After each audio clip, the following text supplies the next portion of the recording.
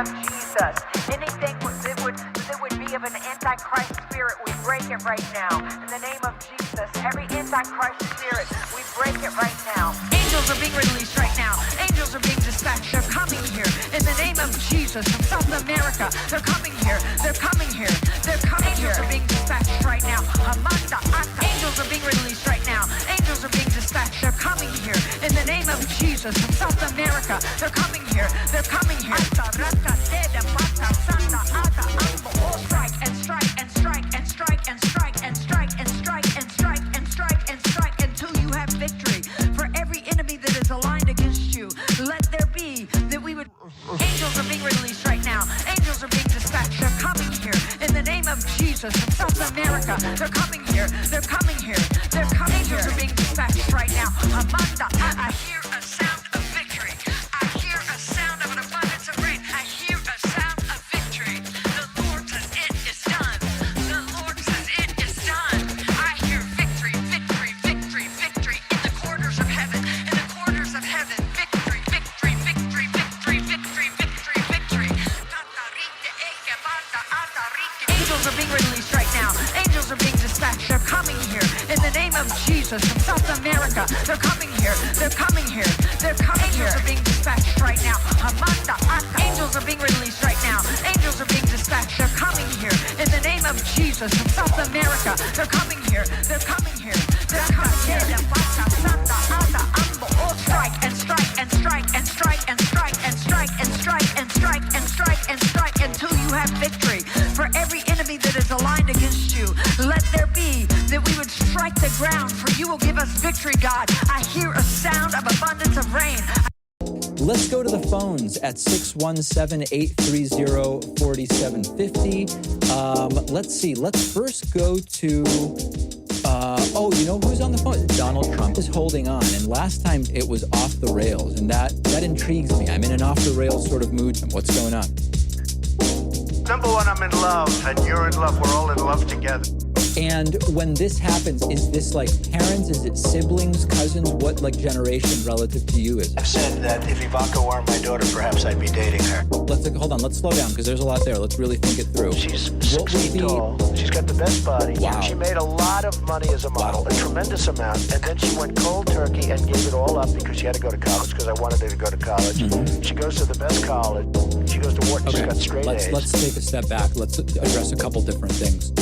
It ultimately, the answer is really in you, in the sense of what do you want your relationship to look like with these family members, right? Because I could give you advice that would smooth things over, but to make you feel rough or repressing your thoughts. I'm not looking for anything bad for her. I'm not looking bad for anybody. Well, hopefully, yeah. I mean, just work on being a normal person, my friend. I'm going to let you go. David, you're born a certain way, and does it really change that much? Okay, I don't believe any of it. That's all the time I have for calls today. Sorry I wasn't able to get to everybody, but we will take calls again.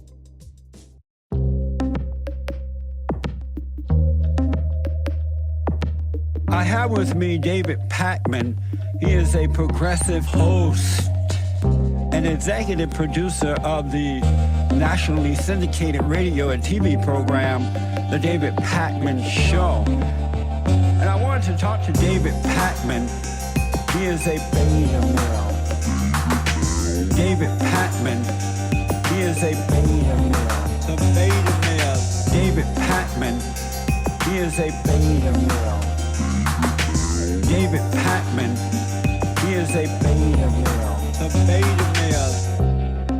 Can you remind the audience, when you talk about being a beta male and being an alpha male, what are we talking about here? There are males, most men today. Yeah. Male. They think and act like a woman. They're emotional. They are mentally off. They have no logic.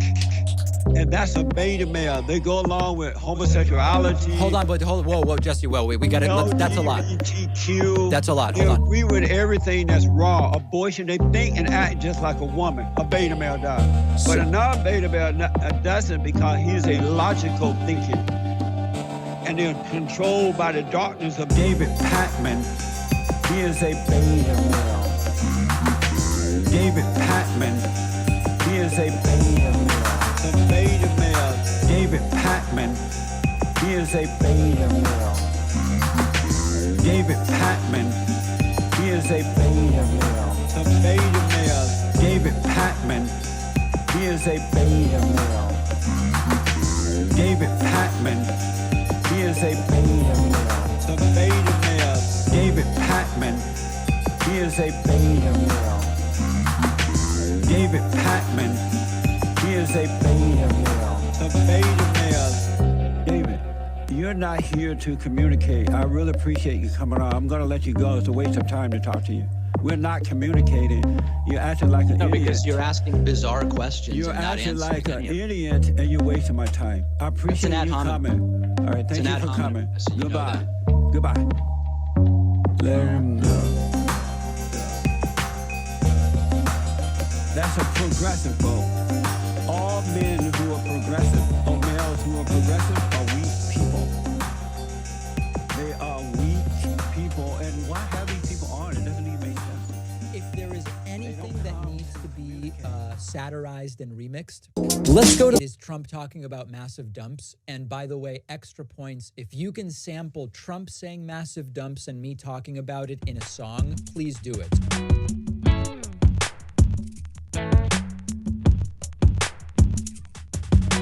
Dumps. Big massive dumps. Dumps. Big massive dumps.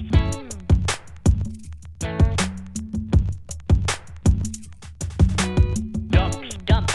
Dumps. Dump. Dump. Dumps. Dumps. Dump. Dumps. Dumps. Dumps. Dumps. Dump. Dump. Dumps. Dumps. Dump. Dump. Big massive dumps. Dumps. Dumps.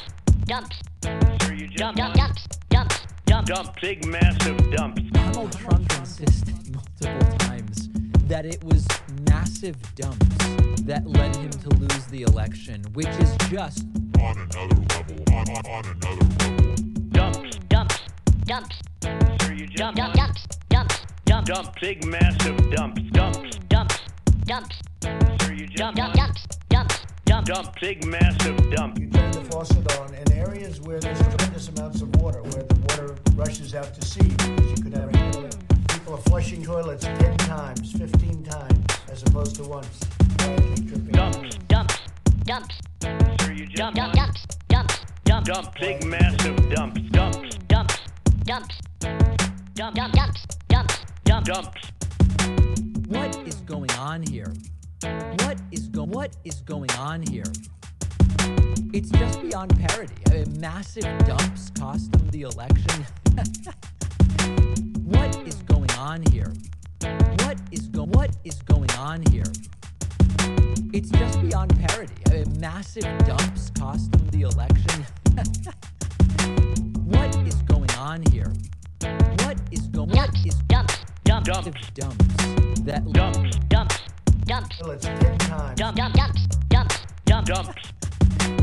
Dumps. Dumps. Dumps. multiple times. Dump. Dump. Dumps. Dumps. Dump. Dumps. Dumps. Dumps. Dumps. Massive Sir, dumps. you just Dump. won. Dump. Dumps. Dumps. Dump. Dump. Big massive dumps. What Dumps. is going Dumps. on here? Dumps. What you is just Dump. won. Dump. what is Dumps. going Dumps. on here? Dump. Dump. Big massive dumps. It's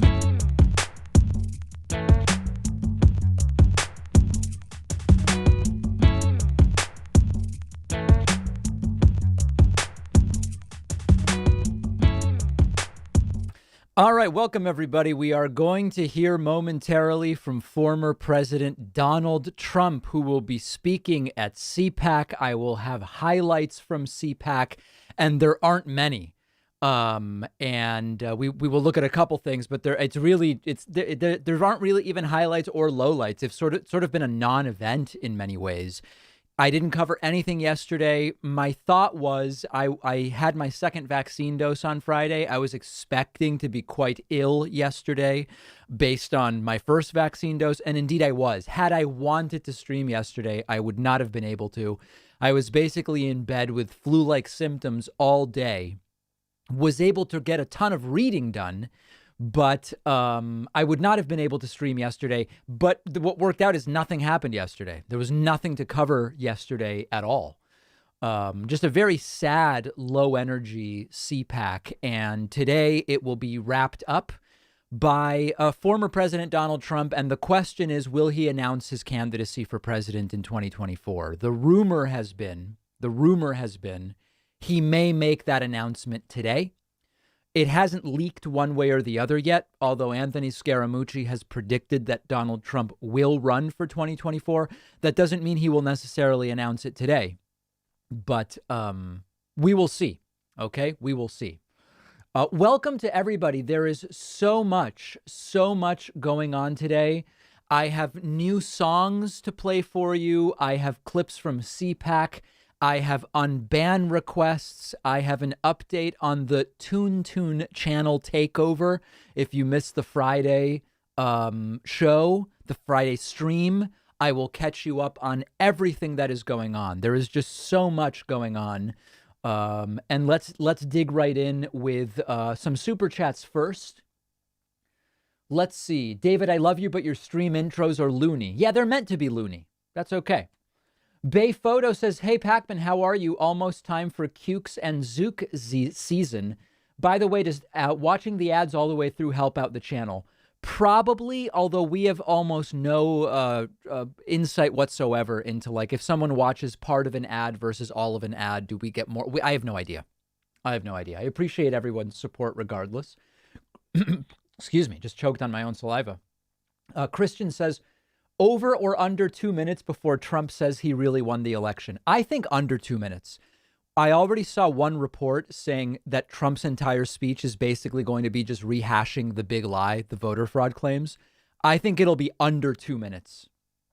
People in the chat, let me know what you think, but I think there's no way Trump goes 2 minutes without claiming he won. Yeah, people are saying, will it be under 20 seconds? Never mind 2 minutes. I agree. I think it's definitely under 20 minutes. Now, let me issue a couple of disclaimers because I'm seeing this in Twitch and YouTube chat. For all of the losers continuing to say, David, you won't cover the Andrew Cuomo scandal because you are a, kind of pick your own adventure, shill, Democratic tool, whatever. We've now covered it multiple times. I laid out all 4 aspects of the scandal on the Thursday show. I'm not a Democrat. I don't care if Andrew Cuomo goes down in flames, if that's what should happen. I've reported on it. I said, do every investigation, understand everything that's going on. Guys, come on. Come on. We don't have time for that. We just don't have time. I've already covered it, and we will continue to cover it. And by the way, tomorrow, I'm going to be going after Joe Biden on the Syria bombing. If you're looking for channels that are partisan Democratic channels, this isn't it. I've never been a Democrat. I don't care about politicians as heroes or deities or anything like that. This is the wrong channel if you're looking for that. Okay. I don't care about partisanship or any of that stuff. Yes. Very edgy day. Thank you. Okay. Other super chats. President reject Trump. He will announce so he can raise funds. That may be. If you haven't already, do you plan to address the shape of the CPAC stage? Maybe. David, I love your content. So does my mom. It's her birthday. It would make her day if you wished Mary a happy birthday. Yes, Penn Sylvester says it is Mary's birthday. I don't know if it's Mary Sylvester. Mary, happy birthday. I'm so glad for you to be joining us today, and I hope it is a great birthday. David, keep in mind, if you want peppers this season, you need to get seeds ready now. I buy seedlings. I am not a good enough gardener to grow from seed. I did grow my cukes from seed last year, but it was just by chance. I go with seedlings, so I've still got a little while. I know it's very beta. I should be growing from seed, but what can I do? What song will Trump walk out to? Maybe that country song about being an American? I don't know. Florida 2022 is a lost cause. Despite doing nothing about COVID, Ron DeSantis has 54% approval. It's insane. Trump needs to be taken out before he runs in 2024. I think you mean politically. If you mean violence, then the answer is no. We do not advocate for physical violence on this program. Most underrated garden fruit, obviously, it's ground cherries. They grow perfectly on the East Coast. You'll be amazed at the amount of fruit you get. I've heard ground cherries are a great thing to grow. Is there a location to access all of the remixes? There is not. Also, Trump is too narcissistic to support anyone other than himself, so he will run again, unless it's one of his kids. Okay. David is milking Trump ratings. Guys, I cover everything that goes on. I cover press briefings. I cover Biden speeches, vaccine events. Today, Trump is speaking, so I'm covering it. What do you want me to do? Okay, question about Ecuador. I'm not keeping up with that right now. And will the Republican Party end up splitting? I've covered that extensively on the YouTube channel, so I won't dig into that right now. Okay, let me get to a few things. Number one, there is nothing more important than making sure every one of our website supporters gets a thank you. So I want to say thanks to Samuel Suleiman. Samuel Suleiman has just signed up. Ryan Brooks is a new member. And Dexy Co. has just signed up at joinpacman.com, putting us at 3. I also want to say thanks to 5 people who signed up via Twitch, including Mutiny, who has now been a Twitch sub for 15 months, which is absolutely wild. Let's go to a few moments from CPAC. Let me see, where do I have them here? Oh, Ted Cruz appeared to suffer a manic episode during his speech. Here, I'll have a full review on tomorrow's show. Here are the last 7 seconds where Ted Cruz goes full mania, and he, this is a U.S. senator, if you can imagine that. In the immortal words of William Wallace, freedom! In the immortal words of William Wallace, freedom! So a complete, just a manic episode by Cruz. And there was one other one where he was starting to lose it. I think it was this one. We can have herd immunity everywhere, and we're going to wear masks for the next 300 years. And by the way, not just one mask, 2, 3, 4. You can't have too many masks. How much virtue do you want to signal?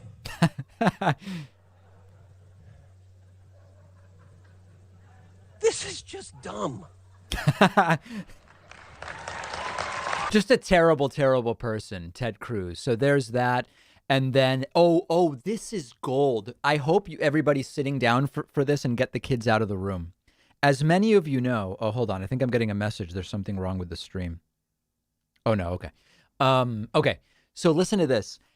Throughout CPAC, there have been panels pushing 2 different things. One, non-science-based COVID claims, like what we just saw. Non-science-based COVID claims, and non-fact-based election claims about the election was stolen and all this different stuff. Right Side Broadcasting cut away from one of the various weaponized disinformation segments to issue the funniest disclaimer about researching for yourself stuff about the election and talking to doctors before following any of the advice of the speakers. Check out this hilarious disclaimer that Right Side Broadcasting cut away from during CPAC. This is amazing. States. 3 different states, 42,000 votes, 45,000 votes, something like that, and we would have had an electoral college vote of 269 to 269. There's a lot of sensitive then, topics Republicans that are being had the talked about majority right in the now. House. We want everyone to do your own research in regards to what they're talking about in this discussion right This is called We Don't Want to Get Sued. now, anything with the election or anything like that. So it's important to do your own research. I know there's several outlets here that are able to completely broadcast all of this content for you with any disclaimer at all. But unfortunately, here at Right Side Broadcasting, we must. He's upset he has to issue a disclaimer, but for legal reasons, he does. Jump in here and put a small disclosure that we want you to do your own research, and it's very important that we do that. Yeah, absolutely. Just quickly, although we are broadcasting these speakers, we want to provide you with that. It does not mean that we necessarily believe or support all of their beliefs of every single speaker talking today. So make sure that you research everything. You talk to your healthcare physicians, whether it's regarding COVID or medical information. They're really upset they can't just broadcast the lies with no disclaimer, so they're broadcasting them with a disclaimer. And if it's election related, just look it up, look everything up, and we are just not endorsing any speakers for the event. Again, we are simply broadcasting these speakers. Right. So there's that. And then here's the last thing. Now, I don't want to make fun of anybody. I'm sure that this young lady is very, very nice. but there was one of the strangest national anthem performances I've seen. Without making fun of anybody, I wonder about how this individual was chosen to deliver the national anthem. This was just unusual.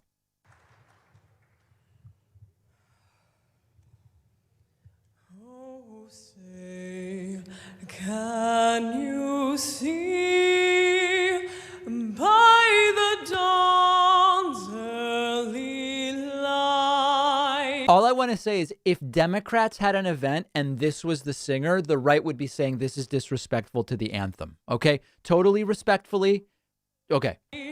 What so proudly we hailed at the twilight's last gleaming, whose broad stripes and bright stars through the perilous fight o'er the ramparts we watched were so gallantly streaming, and the rockets' red glare, the bombs bursting in air, gave proof through the night that our flag was still there.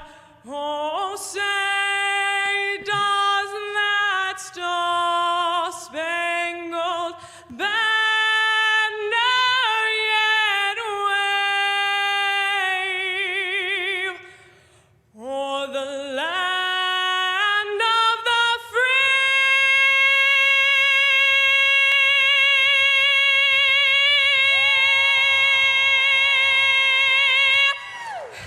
and the home of the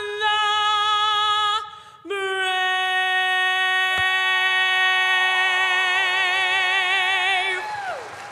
So not exactly Whitney at the Super Bowl, but I mean, I'm sure this young lady is really nice. But if Democrats did this, the right would say this is disrespectful to the anthem and disrespectful to the flag. Okay, I mean, it is what it is. I don't know what else to say. But so that was the national anthem at CPAC. So, needless to say, CPAC not going great so far.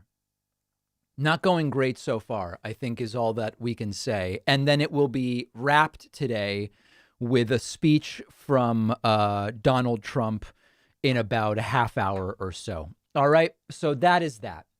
Let me get caught up here. I want to make sure everybody who's supporting the stream gets a thank you. Big thank you to Dylan Keller as well as Matt Colson. I want to say thanks to Wayne Adams as well. 3 new members who signed up at joinpacman.com. Today is the last day of February. February so far, unfortunately, our worst month from the standpoint of new members in 9 months. So I would love it if you grabbed a membership at joinpacman.com. The coupon code BETTER21 is available. I also want to say thank you to the 12 folks that grabbed subscriptions via Twitch, putting us at 23. Thanks very much. Okay. Do you guys want, I have I'm going to do both of these things. You let me know which you want next. Either an update on the Toon YouTube channel or an update on Haiku Hillbilly song parodies. Or, unban requests. I have one unban request, which I'll do a little bit later. In the meantime, I'm going to read a few super chats. When will dictator cult leader Trump be held accountable? Sadly, I don't know that he ever will. The anthem made me almost lose my mind. I haven't laughed like that in a year. I know. David, you don't get it. That was a reharmonized fusion jazz arrangement of the anthem. If you were more intelligent, you would realize. You know what it sort of reminded me of? Yoko Ono once did a sort of avant-garde. This is like too avant-garde even for me. Check this out. The national anthem was basically... It was the national anthem version of this, okay?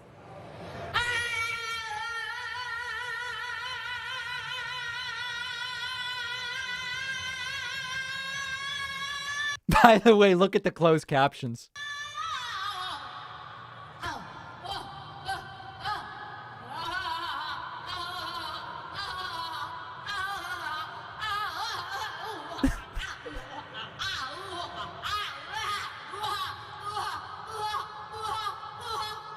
Okay, anyway, that was the national anthem at CPAC was basically, it was taking the national anthem and overlaying a layer of that type of avant-garde stuff onto it. And that's what we ended up with. Okay, good. As a musician, I can tell you my ears are bleeding. All right, sit down with James O'Brien of LBC. Pick a key and sing it. Okay, so a lot of stuff about the national anthem. Okay, let's go first to song parodies. So on Friday, I introduced to you guys a new voicemail caller who we are calling either the Haiku Hillbilly or Mark Twang. This was the voicemail that I presented to you on Friday. I'll tell you one thing, boy. Trump is more man than you'll ever be. Trump is more American than you'll ever be. Trump has got more money than you'll ever have. You are bought and paid for. Joe fucking Biden. So I received 3 beautiful song parodies, okay? And I put out a call. I said, any of the people that like to remix songs, get in touch if you want that original file. We want remixes. I have 3 to present for you today. I have Haiku Hullabaloo by the Mar-a-Lago Mixer. I have the Haiku Hillbilly Master by Private Jetlag. And then I also have Haiku Hillbilly by Stephen Montez. Okay, these are the 3 submissions so far. Let's get right into it. All very different. All right. Well, hello, CPAC. How we doing, Florida? Hey guys, listen to this. You guys have to listen to this. I'll tell you one thing, boy. Trump is more man than you'll ever be. Trump is more American than you'll ever be. Trump has got more money than you'll ever have. Okay. You are bought and paid for. Joe fucking Biden. Uh-oh. What do you guys think? What do we need as a nickname for that gentleman? Beer BQ? That's not bad. Mike Pillow. Thank you, President Trump, on behalf of a Swole grateful Cheeto. and humble nation. The Wrestler. Where is Hunter? You are bought and paid for. Joe fucking Biden. That is insane. Trump is more man. All right, so that's Haiku Hullabaloo by the Mar-a-Lago Mixer. Okay? This is Haiku Hillbilly Master by Private Jetlag. Joe fucking Biden. Bought and paid for. I'll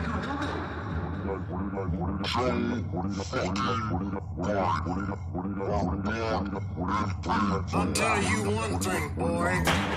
Trump is more man than you'll ever be. More American than you'll ever be. Has got more money than you'll ever have. You are bought and paid for. Joe fucking Biden. This one builds. I'll tell you one thing, boy. Is more man than you'll ever be. Trump is more American than you'll ever be.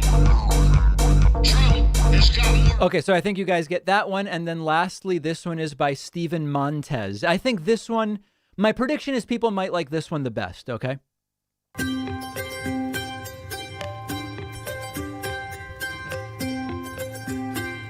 I'll tell you one thing, boy.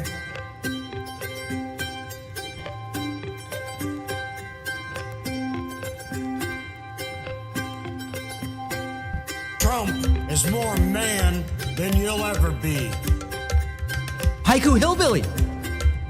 I'm glad you brought this up. Trump is more American than you'll ever be. Hillbilly haiku. Very, very well said. Trump has got more money than you'll ever have. Haiku hillbilly.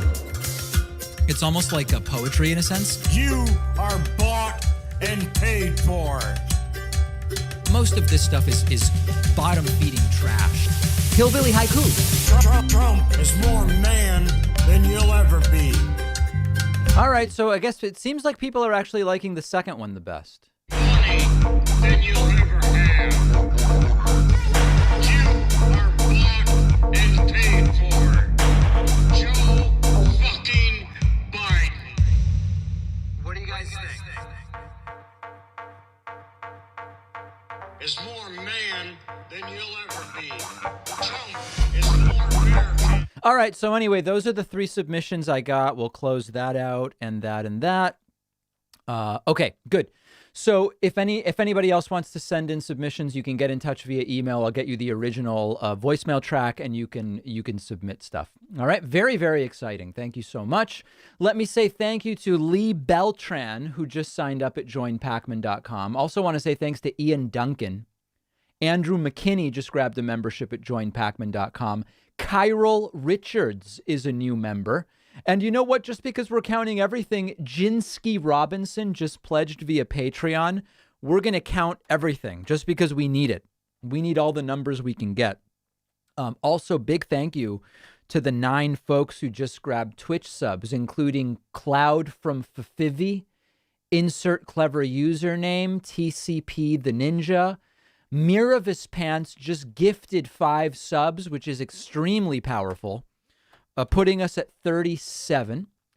I do have one unban request to adjudicate. Let's do that. Twitch has a mechanism where if you get banned and you want to appeal the ban, you can do so. I am going to convene with my gavel. We are convening as a court of unban requests.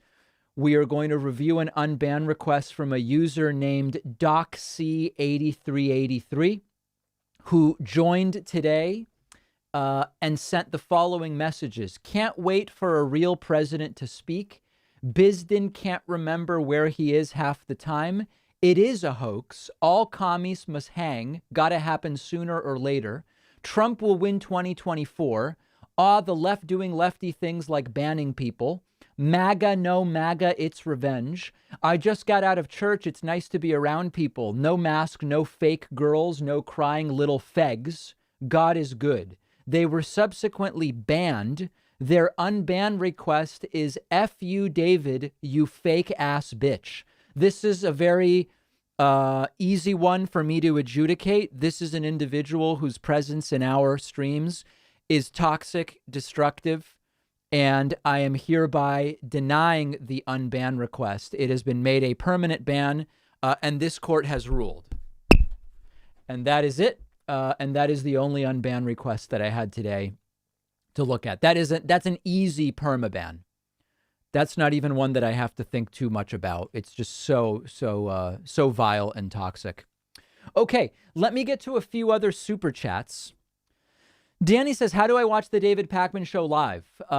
The show is recorded in the afternoon, in the early afternoon, and published in the late afternoon. There's no way to do it live.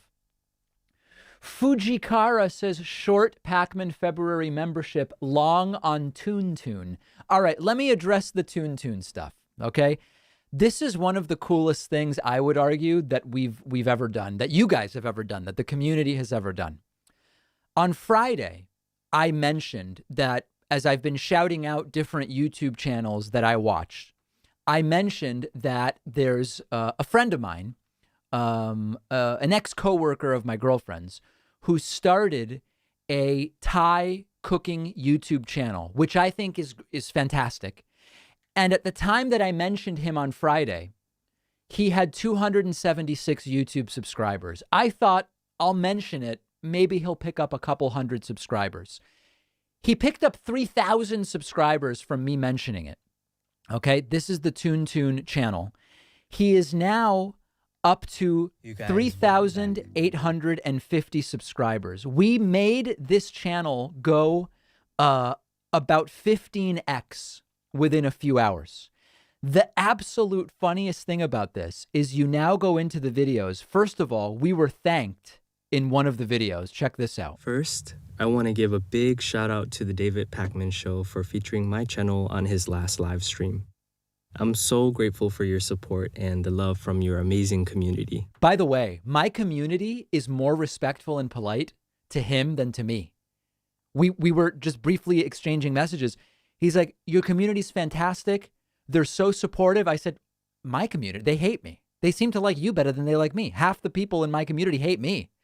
But in any case, you look at the comments, they're all Pakman comments. David Pakman sent me, continue to hold Toon stock, everyone. It's going to the moon. I've been subscribed to David Pakman's show, blah, blah, blah, blah, blah. I'm here because of David Pakman. Anyone here from Sam Cedar? Didn't think so. Only David Pakman makes dreams come true. So much love, brother, coming from the David Pakman show. As soon as David said Thai food, I was sold. Pakman sent me, and you know what? I don't regret holding. Yes, David sent me. Hi, here from the David Pakman show. Thank you for Dave. Thank you to David. Blah, blah, blah, blah, blah. We have blown up this channel, and it is happening again. Look at this. Look at this. My mere mention of the Toon channel is making it explode. I think we could get this to 5,000 subscribers. I'm just going to post the link just once here, posting it in Twitch chat, and then posting it in YouTube chat as well. We have single-handedly turned around this channel. It's fantastic. 4,000 now. Almost 4,100. Unbelievable. And I guess I must be doing something wrong because half my followers hate me, but all my followers love the Toon channel. So all very exciting stuff. Yeah, why stop at 5,000? Let's just keep it going and going and going. So anyway, really exciting stuff, but I appreciate everybody who is now following the Toon channel. And a lot of really oh, and by the way, by special request, I believe he will soon be doing a Tom Yum soup video. Tom Yum, one of my absolutely favorite soups. So really exciting. That's probably enough as far as Toon goes. Oh, and the other really funny thing is, I didn't realize this. This isn't a flex, but we get 1,000 to 2,000 new subscribers a day. So if I had my phone dinging every time I got a new subscriber, I couldn't get anything done. Toon still had individual notifications turned on. So he got about 3,000 phone notifications during work on Friday. If you can imagine, I mean, it's crazy. It's absolutely crazy to imagine that. All right. So things are very exciting, and we'll check back in on that a little bit later as we get closer and closer to the Donald Trump speech. Okay, big thank you to Jessica Morgan, as well as Valerie Crumley and Nathan Bloom, who just signed up at joinpakman.com, putting us at 40 for the day. Let me get to some super chats. I know that there are people angry with me that I'm not reading super chats, so let's look at it. David, when will I wear judicial robes and a powdered wig when I adjudicate the unbanned request? Maybe. David, will you ever tour the show live or an upcoming talking tour? You know, Anna Kasparian from the Young Turks and I were set to do a medium-sized cities tour, and then COVID hit and it all got canceled. I would love to put something back together. I would once we are beyond it. Jay's review says, I notice Sam Cedar tends to discuss right-wing grifters like Dave Rubin a lot, but you don't do it as often. Is that an intentional choice on your end? I mean, I don't know. It's not, I'm not avoiding discussing grifters. I just find that it's not that interesting to me. I mean, yes, there's grifters all over the place. Enlightened centrists and people who had political awakenings. I don't know. I don't find it to be the most interesting topic. I wonder if the religious conservatives can see the omega level irony in the golden calf, golden Trump statue. They probably can't. Other super chats, it seems dictatorial of you, David. What does? Abrasive says, I think the discount code is broken. Is it because of huge dumps of new subscribers? I don't think so. People are using the new discount code. Everybody's using the code. Nathan just used the code. Jessica just used the code. Lee used the code. Everybody's using the code. It seems to be working fine. I wonder if the religious oh, okay, that's a duplicate. Hey there, I want you to say hi, Lorenska. My daughter is watching. Thank you, Ahmad. Yes, hi to Lorenska. Glad families are watching today. Very, very family-friendly show today. Joseph wants to know why the stage is shaped as the Odal rune. I don't know. I quite frankly don't know. That may be legit. That may not be. I don't know. Can I get a shout out to my girlfriend Priscilla, who is now a fan of yours? We have gotten so close because of you. That's a beautiful story. Messiah Francois gets a shout out to Priscilla. Thanks, Priscilla. Very much appreciate it. If you were just joining, you have not missed the Trump speech. We're about 12 minutes from the Trump speech. Let's check in on what's happening now live at CPAC. We are standing by for the Trump speech. Looks like final preparations are taking place. Nobody's late. Oh, did we get to 5K on TuneTune? Not quite. No, not quite. There are people predicting 5K. You know, anybody who shorted TuneTune stock is going to be sadly disappointed when we hit 5K and then we're going to 10K and then who knows where we're going. No, I think it's going to continue. I think it will very, very much continue. All right, very good. Standing by for Donald Trump. Oh my God, they're now doing a tribute to Rush Limbaugh, if you can imagine. So that's happening next. Amazing. Okay, let me get to a couple of other things. Oh, COVID cases. Yes, people have asked about COVID cases. So there was a slight, if we look at the average of cases over the last 7 days, you will see that there was this leveling off, this plateau.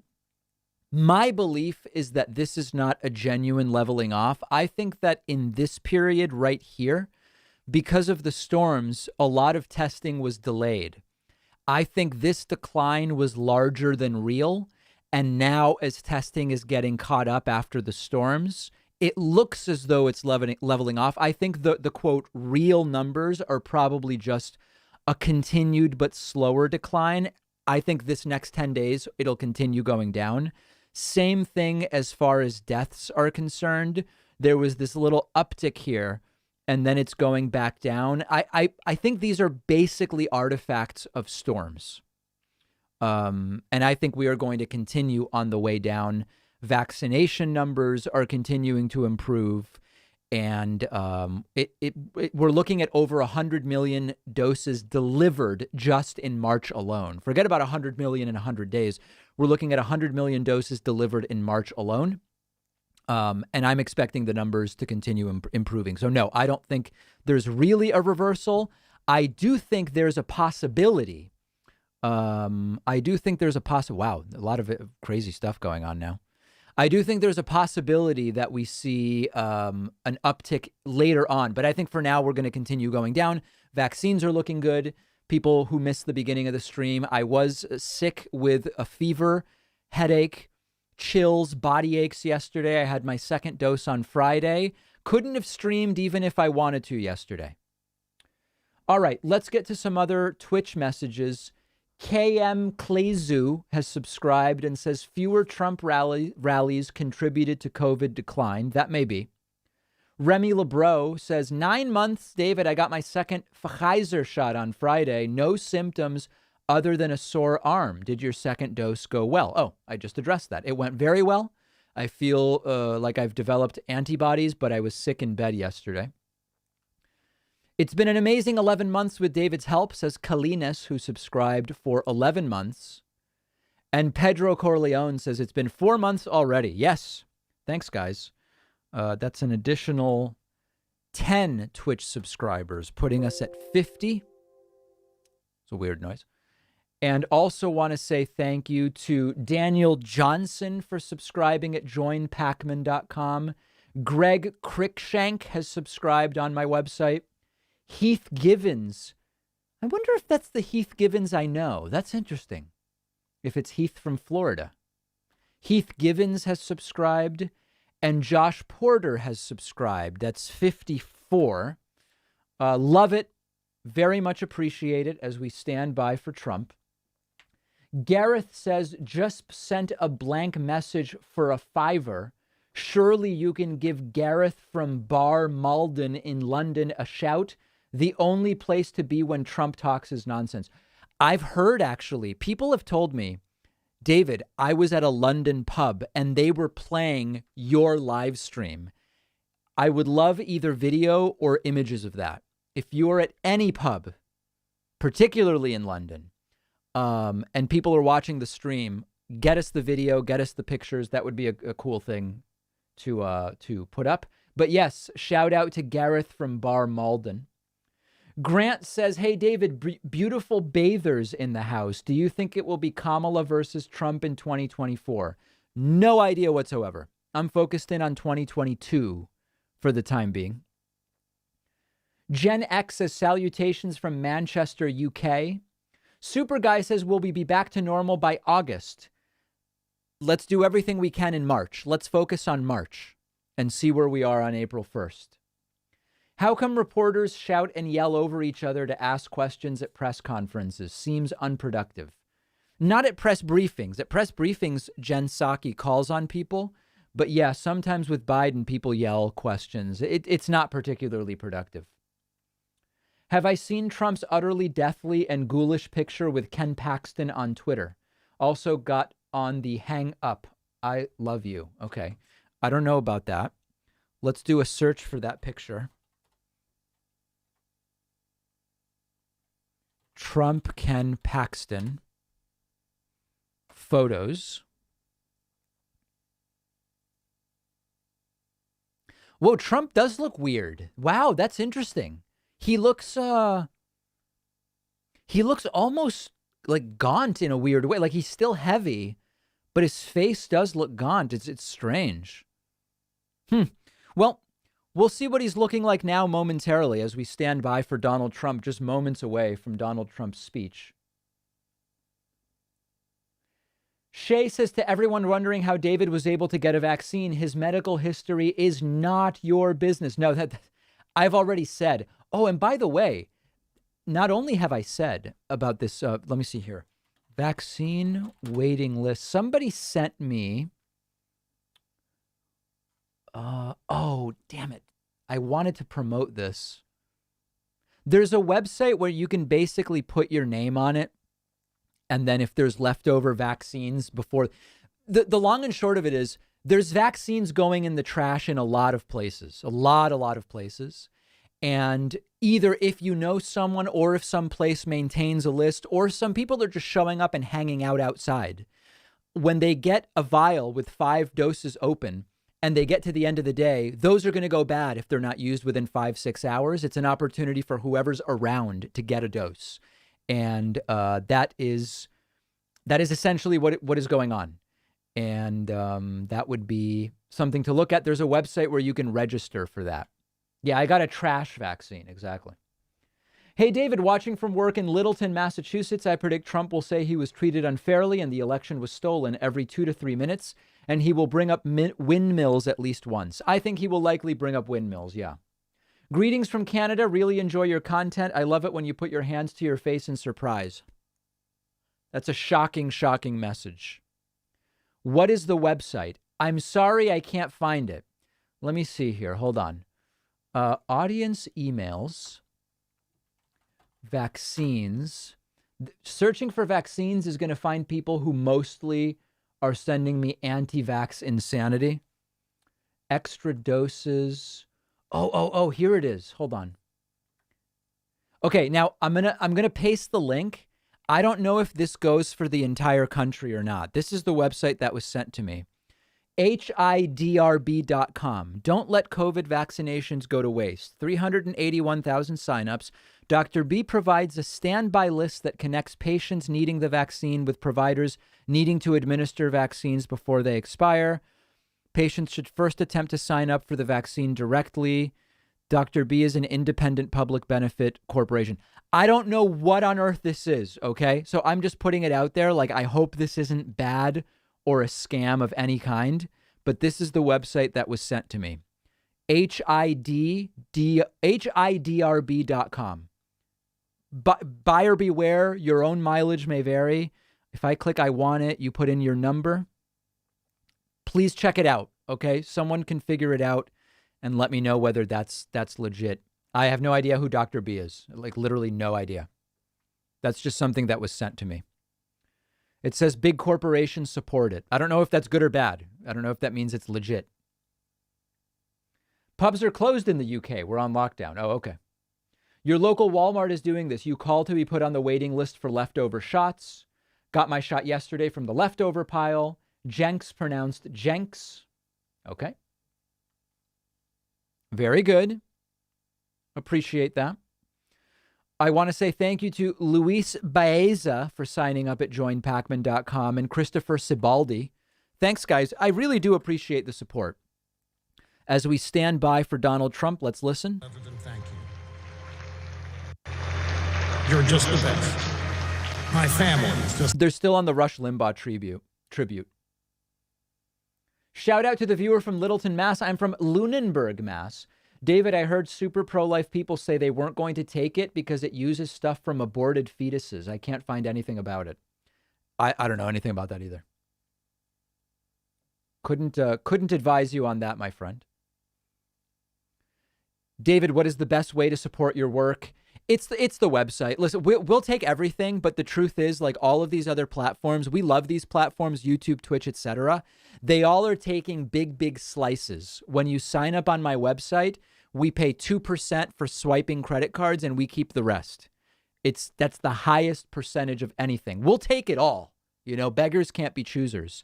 But by all means, that is the where we keep the most. Trump's arm is covered in Band-Aids. Oh, I didn't notice that. Hold on a second.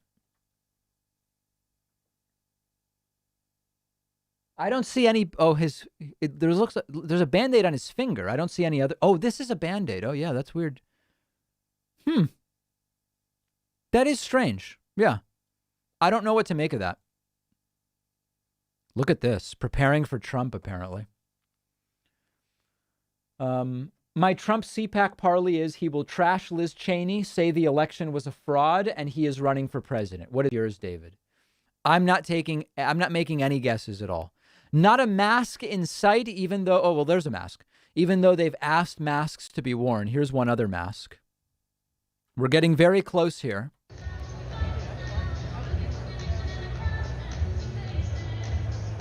Don't you wish you were there, guys, to take it all in? Just kidding. Hey, David, love from Canada and Australia, hoping to visit the U.S. for the first time in years in 22. I vowed never to visit while Trump is president. I understand that. A lot of people sharing that, and that led to a significant decline in tourism dollars to the U.S. under Trump. Thank you to Symbolic Gamer, who says, I heard a doctor was punished for giving out soon-to-be expired doses. I did not hear that, but anything is certainly possible. Thanks also to Roduggy and Trakilleric and a few other people who signed up via Twitch, putting us at 62. We are very close to a speech from Trump, anticipating a lot of insanity. Unclear if he will announce that he's running in 2024. That is the big rumor.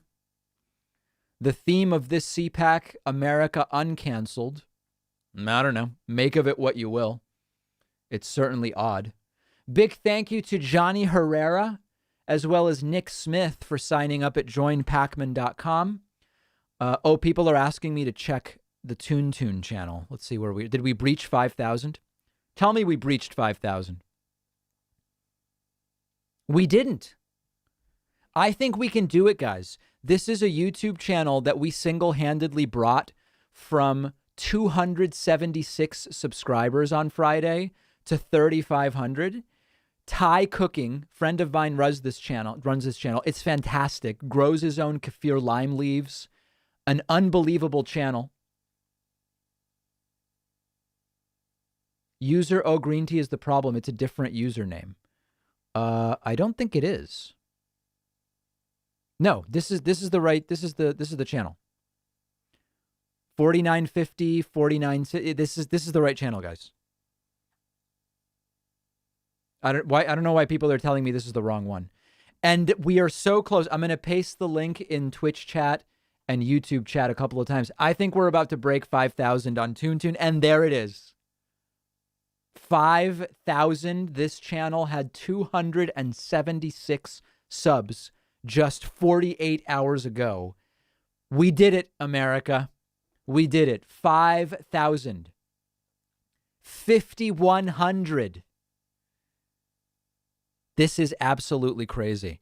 And we were thanked, by the way, if people missed this. I want to give a big shout out to the David Pakman Show for featuring my channel on his last live stream. I'm so grateful for your support and the love from your amazing community. You guys, welcome back. Unbelievable. An unbelievable turn of events and a lot happening. So anyway, that's that. I know. Wow, 53. It's going vertical. This is like that day Bitcoin went crazy. It's like the GameStop situation. Crazy. I think this channel is going to do really well. I'm glad I got in on the ground floor. All right, we are standing by for Donald Trump coming up very, very soon. Very soon. CDC just approved the J&J vaccine. Yes. Will Trump announce he is subscribed to TuneTune? Matt, can you imagine? David, have you ever been to Nantasket Beach in Hull, Massachusetts? Never. Never, ever, ever. Hey, David, huge fan. I spent time in Buenos Aires, Argentina. Met my esposa in Medellin, Colombia on a Fulbright. Wanted to let people know I use this account to help people with essays for international grants. Thank you, Brian. Baring Gaffner says, I look forward to seeing Trump take responsibility and talk about the lessons he learned along the way. Yeah. Well, I hope you're not holding your breath on that. Cell lines derived from fetal tissue are often used in lab experiments to help develop vaccines in almost all cases, not in manufacturing. There it is. Very important and very well said. If COVID never happened, would Trump have won? Possibly, but here's the gimme. If Trump had merely handled COVID like a normal person, he would have easily won. If Trump had just stood aside and said, here's what the doctors say to do, let's do it. We're making MAGA masks, wear them, it's patriotic. Trump would be president right now. There's no doubt about it. Alex says, I don't know why, but I'm super excited about his speech. Miss that Trump insanity. Very good. David, your shameless pump and dump scheme on Tune is becoming more apparent by the day. The FEC is watching. Yeah. No, I mean, listen, if you're the SEC and you see numbers like this, I can understand why you would start an investigation. I can absolutely understand that. There's no doubt about that. Let's listen in and see what's happening here.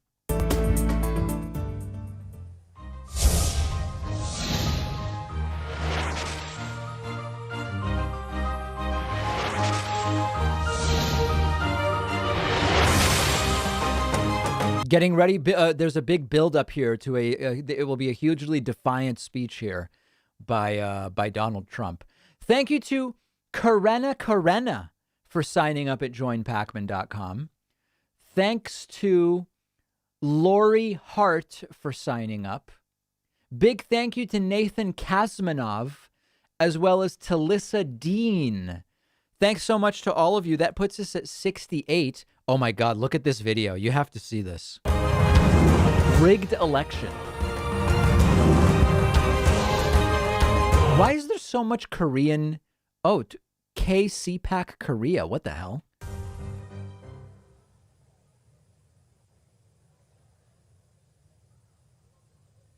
Is there some kind of like Trumpian Korea movement? I know that there's a Japanese Korea, Japanese Trump movement. I don't know what that's about. Really weird. Just bizarre. Do you think the Odal Rune stage layout was intentional? I really don't know. I really don't know.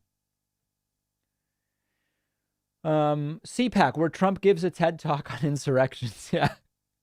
Can you become my press secretary when I become POTUS? Absolutely. Absolutely. I mean, I should know a little bit about your positions first, but I think so. I think so. David, why do you think left-wingers are honest and very good at informing people while right-wingers use misinformation and whataboutisms. That's a bit too black and white for me, Junie, but I've explained the differences in why we see one type of messaging versus another from left and right. Would I consider anti-vax a covert racist method? Which group is most affected by COVID seems the most right-wing message possible. I'm not sure about that. I haven't thought about that in those terms.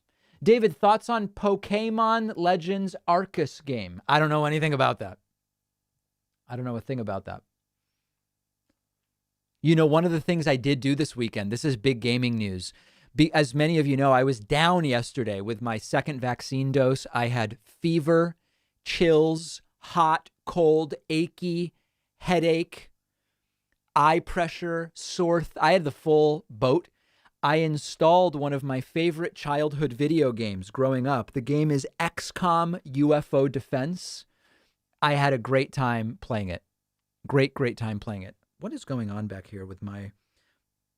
The other day, my mallet actually broke my little clip for my earpiece. I'm still waiting on one to be shipped to me from BH Photo Video. There we go. David, what happened to the end of Hassan's stream yesterday? I have no idea. Did something happen? People would have to tell me.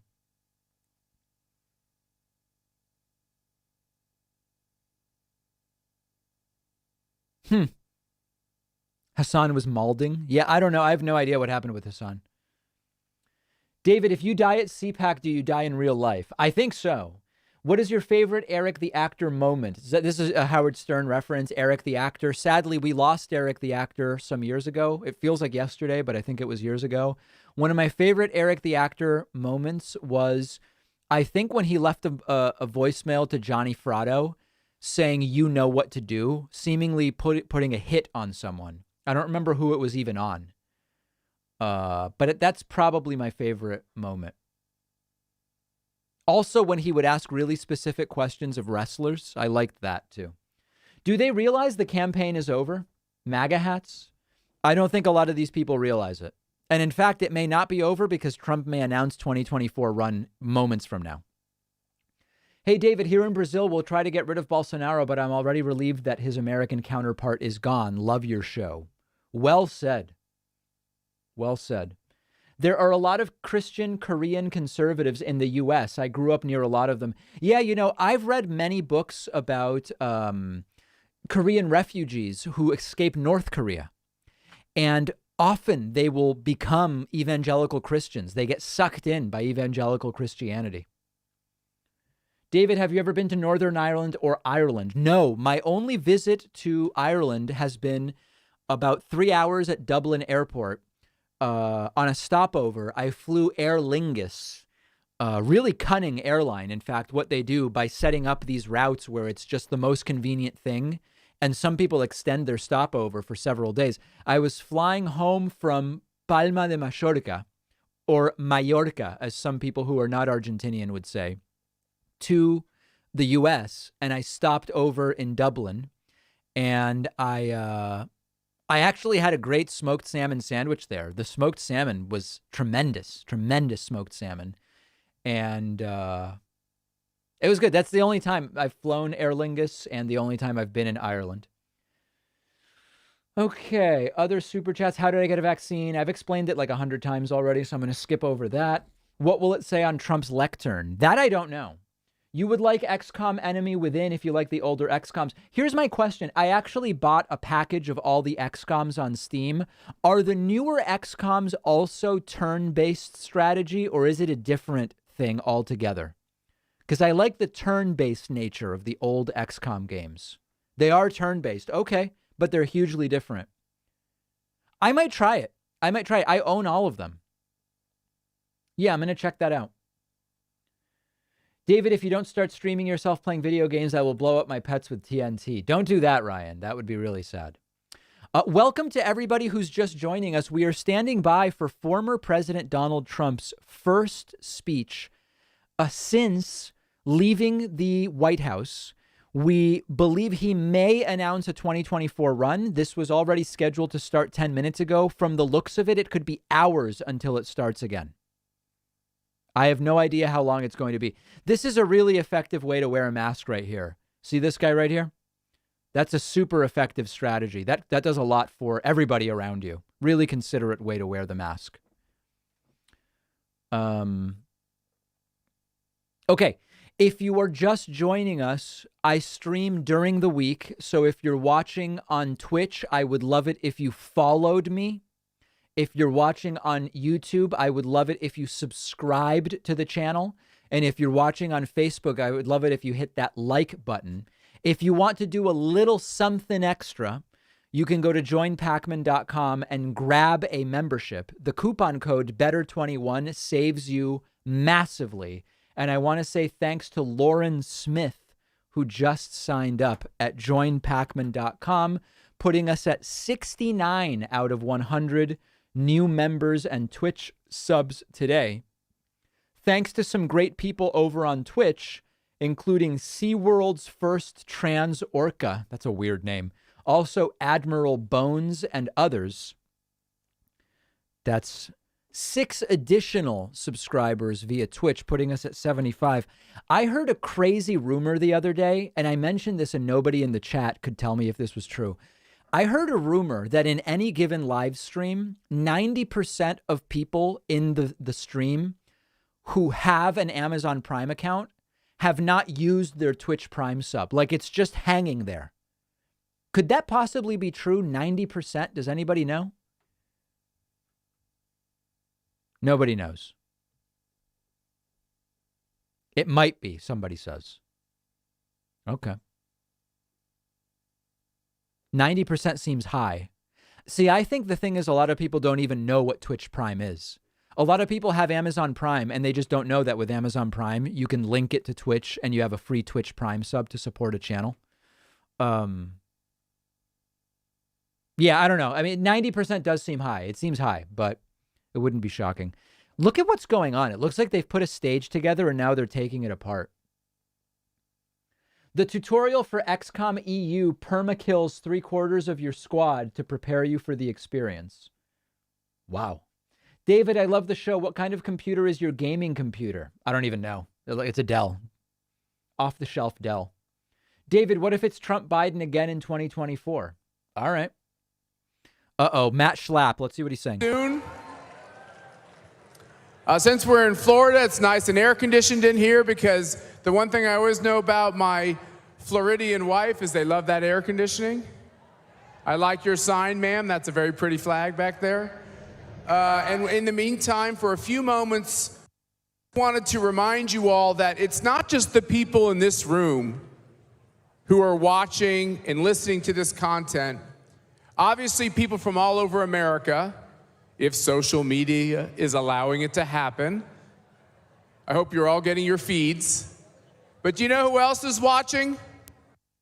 The whole world.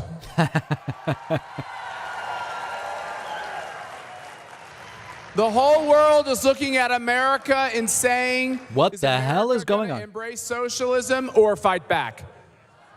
There's no socialists in government. And so we're going to give you a little indicator of how CPAC and the American conservative movement is working with freedom-loving people. Please watch. Really glitchy feed. Let's switch feeds. Oh, this one's not even showing anything. Let's see. Guess what? Today's CPAC is the biggest and best we've ever seen. Matt Schlapp introducing a video of Matt Schlapp. Wow. I don't even really like being on Right Side Broadcasting. Let's see where we could go instead. Maybe we'll be here. Maybe we'll just keep it here for the time being and hope it smooths out. All right, we're hoping for Trump very soon. See, this is what I'm talking about. Dozens of people in Twitch are saying they didn't even know what Twitch Prime was. So it might be that 90% of people don't have any idea how that whole thing all works. Okay, other super chats. Super chat from Sabrina and Ace. Ms. Smith says, favorite tweet today, SV Date says Trump is now late for his own party. What else did he has going on today? Just a small giggle. Yeah, Trump's late to everything. Turns out humans can survive on a diet of red meat. I assume you mean metaphorical red meat, right? Oh my God, look at Glenn Beck. What happened to his physical appearance? I barely recognized him there. That's Glenn Beck. Wow. Big thank you to the 42 people who just subscribed via Twitch Prime. That is unbelievable. Putting us at 117. Also want to say thanks to some new website subscribers. Rob Bessie just grabbed a membership. Stuart Friedman is a new member. Ravis Lancetovs has just signed up. Michael Dills is a new member. Katie Silverthorne and Linda Peterson have just signed up. Stand Up and Fight Back, as well as Timothy Ward, have just signed up. Brian Molman and Michael Zawacki have signed up. Also, Montana McDonald and Willow Katz. This is explosive. And Miriam Rivera, all new members, putting us at 130. That is insane. Oh my God. And they're just dropping in. Nicola Weber has just signed up. Matthew Caffrey is a new member. As Diamond and Silk make some kind of a presentation here. David, given that socialism is now in America, what can I do to fight back against the cancel culture? That's the question CPAC is looking to answer. And maybe Donald Trump will be able to answer that. Trump is late. Wonder if he's busy golfing. When Trump is in his 90s in a wheelchair with a frozen Jack Nicholson expression on his face from the end of The Shining, will Republicans still wheel him out at their rallies as a crowd pleaser? Who knows? Who knows? I have Amazon Prime, but I don't use Twitch and have no clue how to give you my membership there. Okay. I am going to paste a link. It is a really special link, and it is a guide for how to do exactly that. You've got to link the two accounts. I'm pasting it in Twitch a bunch of times. That should be informative to people. David, I didn't know about the free Prime Twitch subscription until I heard you mention it on your show. That's what I'm saying. It may be that 90% of people don't realize what is going on with that. All right, let's listen in. I'm here as President Trump, saving our country. I never would have come knowing for President Trump. You know what I like about this? Number one, I'm in love, and you're in love. We're all in love together. We've done something that nobody's ever done. Well, President Trump loves CPAC, and CPAC loves President Trump. It's a mutual, strong relationship. It's the fact that the president knows that when he comes to CPAC, he's at home. He's with his people. You know, I first went to CPAC during the Reagan years, where Reagan was a conservative president, but CPAC was much to the right of even where President Reagan was. And now it is right in the center. It is the Republican Party. How's CPAC doing? Good? My man, please, will you? He's the one who said you should run. Right? Oh, my God. Matt said, it's like 5 years ago, 6 years ago. And I made a speech, and then they do some kind of a straw poll. Who made the best speech? They voted, by far the best speech was Trump. He calls me, he says, you should run for politics. I say, what do I know about politics? Run for politics. We learn quickly, and our country has never done better than it's doing right now. So it's pretty good. But thank you, Matt. You know, a couple of years ago when a whole new team of people... All right, so I guess we're sort of like getting ready for Trump's speech. It's not super clear. It seems like it's more or less set up at this point in time. But that's happening. All right. Thanks to Jonah Landry, Big Sam, Joby Wan, DJ Physic, and a whole bunch of other people for signing up via Twitch Prime. We just had a massive dump of 36 Twitch Prime subs, putting us at 168. Unbelievable what's happening there. Oh, standing by for Donald Trump. Want to say thank you to Art Evans for signing up on my website, Justin Young, Eric Eskadal, as well as Sarah Gershevsky. Big thank you to Esther Lathram, as well as Joshua Kelly. And lastly, Torben DeVries also signing up. What am I reading right now? Nonfiction, I'm reading John Steinbeck's Travels with Charlie. Although from what I've read, it's more fictionalized than you might imagine. I'm also reading Billion Dollar Loser about the rise and fall of the company WeWork and Adam Newman. Very interesting book. Yes, Billion Dollar Loser. From the standpoint of fiction, I'm reading The Last Policeman by Ben Winters. I had Ben Winters on the program to talk about his more recent novel, Underground Airlines. Really good. I am loving The Last Policeman. It's a trilogy, from what I understand, and I'm just reading the first one, and it's great. It's really great. I highly recommend it to you. Will Republicans' inability to hold Trump accountable and he becomes president again? I worry that Trump will try to remain in power, losing hope for us. Well, we removed him from power. I heard Trans Orca, had to look it up. Trans Mountain Expansion Oil Pipeline endangers a species of orca in Canada. Love the show. I will look into that. What do I think of Trump supporters of color? His movement is not an all too welcoming base for equality for all.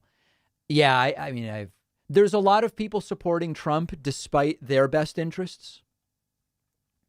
And it's not unique to folks of color. The singer was the perfect MAGA representative, proud, confident, and utterly clueless, incompetent. Are they kissing his ass to prevent a third party? Listen, I'll show this again for people who missed it. This was the national anthem yesterday. It's pretty weaponized. And you see by the dawn's early light what so proudly we hailed at the twilight's last gleaming, whose broad stripes and bright stars through the perilous fight o'er the ramparts we watched were so gallantly streaming, and the rocket's red glare, Yeah. bombs bursting in air gave proof through the night that our flag was still there. Oh, say does that star-spangled banner yet wave? Right. O'er the land of the free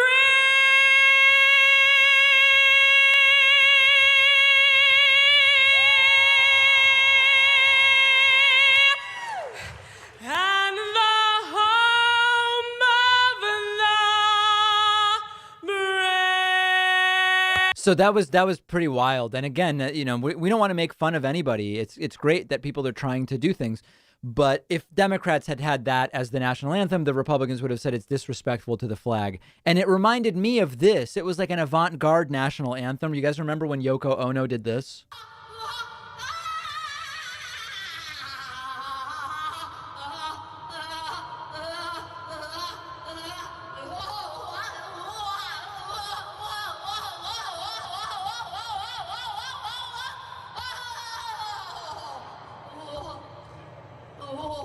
Whoa. Anyway, so that was whatever. All right.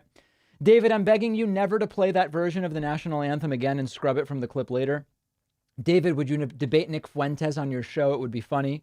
I don't know. Brave rendition of our national anthem. Who needs to stay in one key? Please stop playing the awful music. Fergie did better. Oh, wow. That's really... She was not singing the anthem in tune, was she? Yes. Oh, I'm told to check Tune. Let's see how things are going. Up to 56.7.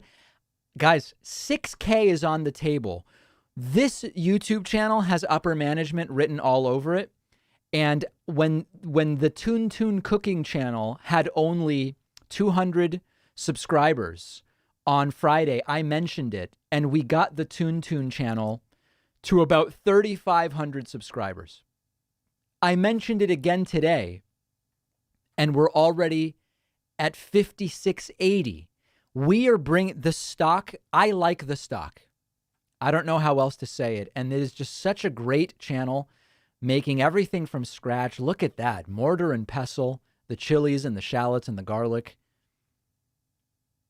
It is extraordinary. Look at that paste. That is just something else. And in fact, I think I just got a message. Toon says his phone is blowing up. Thank you guys so much. Love it. Beautiful message. Beautiful, beautiful message. So on a day where we're seeing something so weaponized and so terrible in Donald Trump speaking, it's great to be... Look at that go. It's great to be doing something positive. Absolutely love it. We are reportedly moments from Trump. Let's listen. Extremely quiet in the space. Let's see what different channels are broadcasting. Some are doing propaganda videos. Further live coverage is expected. And then here we are standing by for Donald Trump. Obviously, for the better part of the next several hours here, we just wanted to give an update on timing. Some of our Fox reporters are confirming with their sources on what exactly is happening, because there is some delay. Former President Trump was supposed to speak around 25 minutes ago, but we're getting some news that now they're predicting Trump will maybe start to speak around 4:55 Eastern. Oh my God. 2:55 Mountain Time here in Phoenix, Arizona. So in a bit, maybe about an hour's time delayed with the former president and his speech. So we're going to be monitoring that information to see if that is actually, if it actually holds up. And so we'll get back to you with any more updates as well. We are told also the speech could last well up to 2 hours, as is per usual with the former president. He hasn't been in front of a microphone or in front of a camera. 2 hours. It's like Fidel Castro. I'm sure he has a lot to say, to get off his plate, get off his mind. 2 hours. So we're going to go back to the stage there. Maybe we'll get an update again from the ACU chief and executive. Can you imagine? CPAC Matt Schlapp, to kind of give us an update on what is happening with the former president's remarks. But anyway, we are predicting right now. That's almost satire. Will probably now happen around 4:55 Eastern in about 50 minutes time. So thanks for being with us here on News Now. Let's go back to this scene right here from CPAC. Wow, 2 hour long speech. That is using a speech as a weapon. If I've ever seen one before. That is unbelievable. All right, well, if that's the case, I am going to refresh my water and step away just momentarily, and then we'll be back and pick it back up. We're going to keep it right here for the time being and see what exactly is going to be happening. We'll keep it here. I'll step away for a moment, refresh my water, and then we'll be back. Donald Trump expected to speak soon. We're going to keep going. We're going to keep going. But can you imagine a 2 hour speech by Trump? Stand by, stand back, and stand by. What you have is literally thousands of mostly what I would call students or kids, teenagers, some as young as 12 years old have been arrested. Something I hear all over the globe when I travel. People in MAGA hats, people saying, please tell your president that for the first time we have an American leader who's got our back, who's on our side. They're willing to give their lives for this struggle. It's a very emotional thing to see young people committed to democracy. It's completely the opposite of what they hear when they turn on CNN International in their country about how much the globe is so embarrassed of Donald Trump. The movement is now receiving support from members of the Conservative Political Action Conference here in the U.S. The conservative group joined student protesters, some as young as 12. I had a young man come up. I looked very American clearly on the streets of Hong Kong, and he said, "Are you with CPAC?" And I said, "Yeah, I'm with CPAC." He goes, "Thank you." It makes you almost want to tear up. These are really important times. Our last night in Hong Kong, this great patriot who stands for freedom, Jimmy Lai, invited us to his house. And when we showed up at Jimmy's house, there were members of the media who were essentially communist spies from media outlets owned by the communist regime in Beijing. They were there to harass us, to make us feel unsafe. Filming us as we were walking in, videotaping us, recording who we are, why we were there. We had this conversation around the table. What's at stake? What are the chances that this comes out well for the people of Hong Kong? What are the chances that a Tiananmen Square type episode occurs? Will there be this violent, bloody crackdown? And as we said our goodbyes, we headed back to our hotel. We all went to sleep, and not many hours later, we were woken up to the news. The home of Hong Kong media tycoon Jimmy Lai was attacked early Thursday morning by a firebombing. Two masked men lit glass bottles on fire in front of Lai's residence and lobbed them at the gate. The firebombs were seen as an act of intimidation against the pro-democracy tycoon. They were sending us a very clear message. Don't meet with Jimmy. They were sending Jimmy a very clear message. Don't meet with the CPAC guys. And I think they were also sending us a message that it was time for us to leave.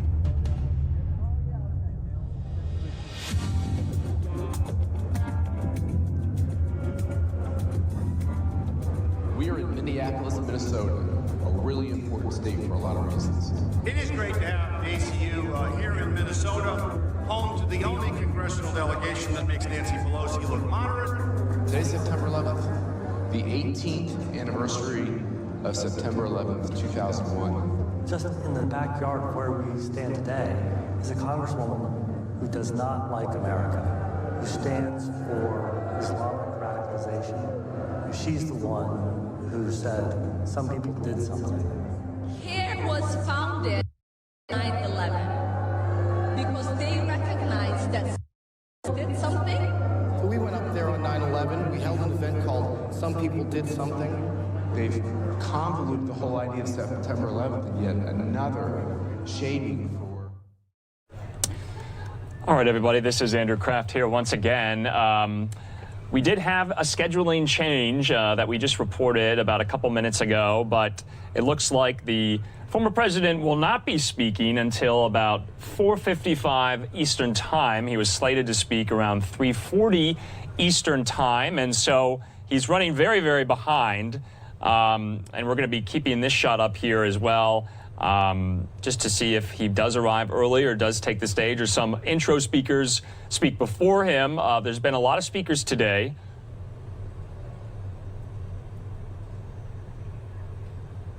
But we are told the speech will last upwards of 2 hours, which is customary for the former president. And like I said, he probably has a lot to say. This is his first time that he's been in front of a camera and microphone since January the 20th, about a month's time.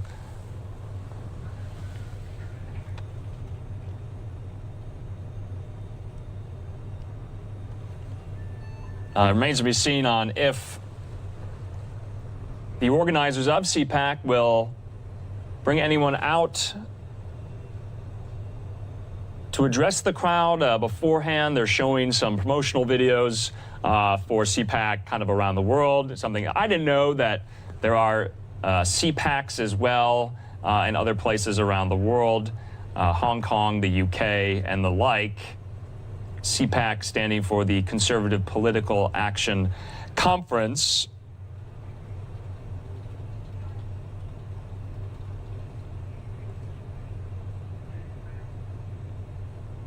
We're also going to be speaking to a reporter after the speech. She's live on the ground for us. That's Fox 35's Alina Shirazi. She'll be breaking down the speech with me. We're also going to speak to the spokesperson for Young America, the Young America Foundation, Spencer Brown, the spokesman, and we're going to be breaking down the speech as well a little later after the speech wraps up. And so you have that to look forward to, but at the moment we're going to just take a quick commercial break. I know we're just looking at this podium here of the CPAC stage there in Orlando, but sometimes these things happen. You know, News Now from Fox is live, raw, and unfiltered, and so that's kind of the name of the game here with us and our stream. We want to thank everyone for watching, but just don't forget, we're just the facts with no bias or opinion, but with context, clarity, and analysis. We'll be doing that, breaking down the former president's speech as well after the fact. So I'm Andrew Kraft. You can follow me on Twitter at Andrew Kraft. You can also follow News Now on Twitter, at News Now Fox. Would really appreciate that. We just became verified. And you can visit our website as well, newsnowfox.com. That's where you can tell your family and friends where they can go if they want to find out where they can find us and where they can watch us. It lists all of our streaming platforms. So we're going to take a quick commercial break. We'll see you back here in 2 minutes.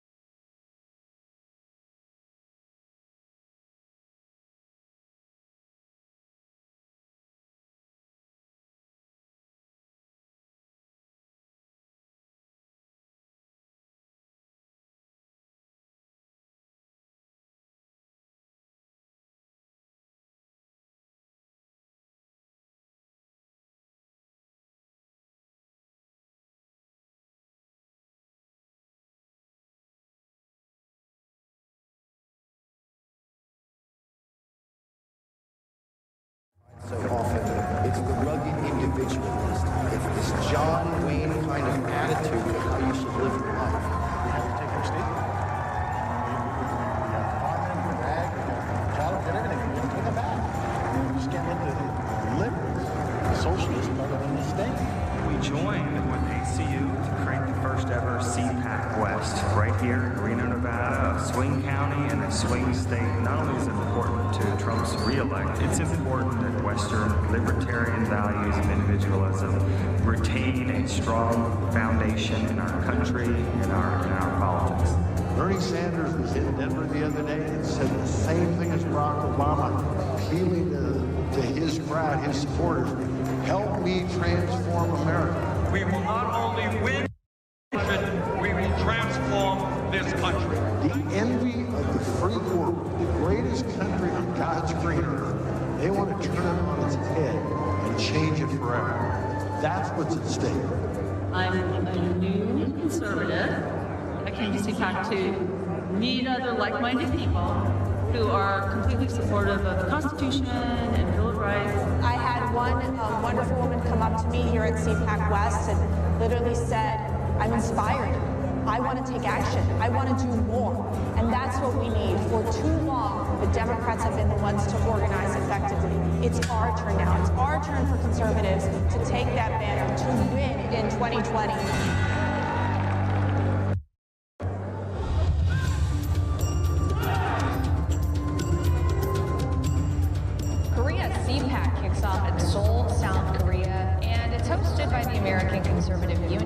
Just make the statement, CPAC South Korea, and think about it for a little bit.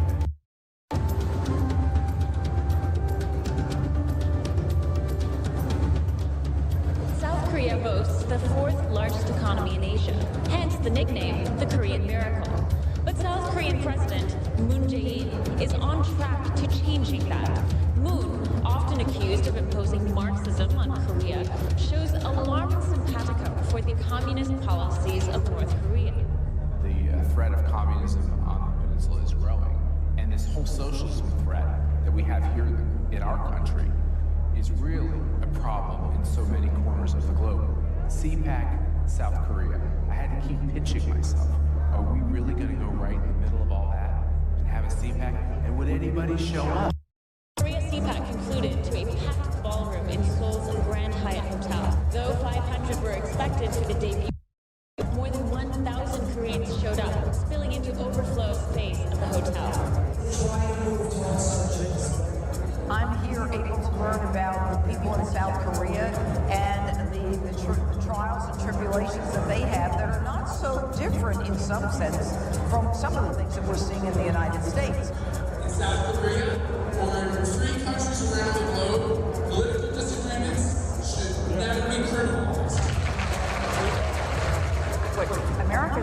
facing for the last couple of years is what Korea is now facing for itself. It's a generational change. It is an inflection point. What kind of a life do you want to live? If you don't make your stand now, it may never come again.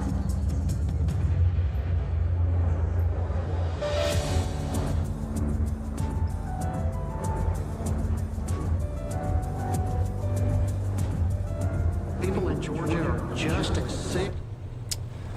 All right, everybody, welcome back to News Now from Fox. I'm Andrew Kraft. We'll be just monitoring that feed we were just showing you there of the CPAC stage in Orlando, Florida, with the podium all set to go, the stage all set to go. We're just waiting for the main player of the moment, former President Donald Trump, who is running late. He's running about an hour late. We're told that the speech will kind of start right now around 4:55 p.m. Eastern, 2:55 p.m. Mountain Time here in Phoenix, Arizona. So I want to thank everyone for watching. We know it's a little bit of a longer wait than you had anticipated, but don't go anywhere because the speech, we're told, is expected to be about 2 hours in length. As you know, this is his first speech since he left the White House in front of TV and cameras and a microphone. So it's going to be probably a pretty long one. So we're going to go back to that shot. I'm going to read some of excerpts that Fox has obtained from the speech itself.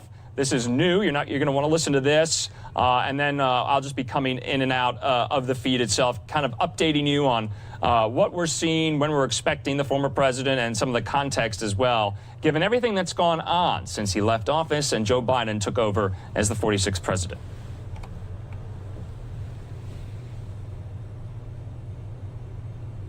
So as I've said previously, throughout the day, Trump is not expected to announce a 2024 run in his speech. Instead, he'll focus on the immediate future of the Republican Party. As you remember, 2020, the Republicans lost control of the Senate. 2018, Republicans lost control of the House. And 2020, they lost control of the White House as well. So he's expected to kind of approach that idea that will set up a new party, committing instead to the GOP and laying out a path to it taking back Congress in 2022. Remember, I was explaining to you as well, to our viewers, that a lot of that third party talk that was kind of circulating out there, that they thought former President Trump was going to start a new political party. It's been kind of watered down, tamped down. He's not going to do that. But in an excerpt of the speech obtained by Fox News, Trump is expected to say, quote, "We are not starting new parties, and we will not be dividing our power and our strength. Instead, we will be united and strong like never before." So, unity, obviously, a main message of the Biden White House, going to be a main message here on the CPAC stage, although Trump will take issue and probably no holds barred comments on some of his Republican detractors in his own party. I'm thinking Congressman Adam Kinzinger, Congresswoman Liz Cheney, possibly Mitch McConnell, possibly Kevin McCarthy. Some of these more establishmentarian type Republicans, some of whom even voted to impeach him and voted to convict him in his trial. So be on the lookout for that. I know I'll be looking out for that.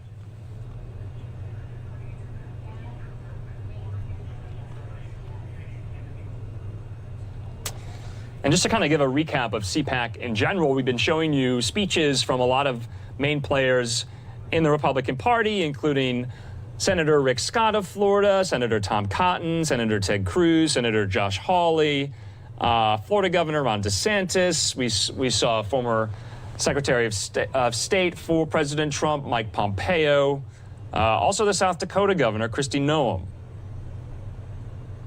One thing that really struck out to me was that former Vice President Mike Pence was not there at CPAC this year at the moment. So there were some reports that former President Trump asked him not to be there. I don't know if Fox had confirmed any of those. Anyway, let's go over to, it looks like ACU head Matt Schlapp is taking questions from reporters in the lobby of the convention center.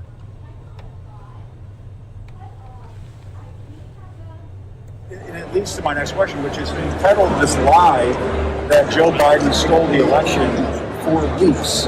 He did it again in his speech on January 6th. Are you concerned about having the president back here at CPAC, where he's going to continue to say that the election was stolen from him when that just isn't true? Were there any illegal ballots cast in that election? I suppose there might have been. So how many? But Bill Barr So how said, many? his own attorney general said not enough to overturn the results of the election. Bill Barr, believe it or not, had no court decision after court decision. He put 3 justices on the Supreme Court. They didn't agree with him. You just told me that that's actually not right. You just told me that there was illegal voting in the last election. You don't know how many. Did you sit down with the team in Nevada? Let me finish. Did you sit down with the team in Nevada or Georgia, in these states, and ever go through the binders of information that good patriotic Americans came up with? But did you ever talk to overturn the results of the election? How could you know that when you don't know the number?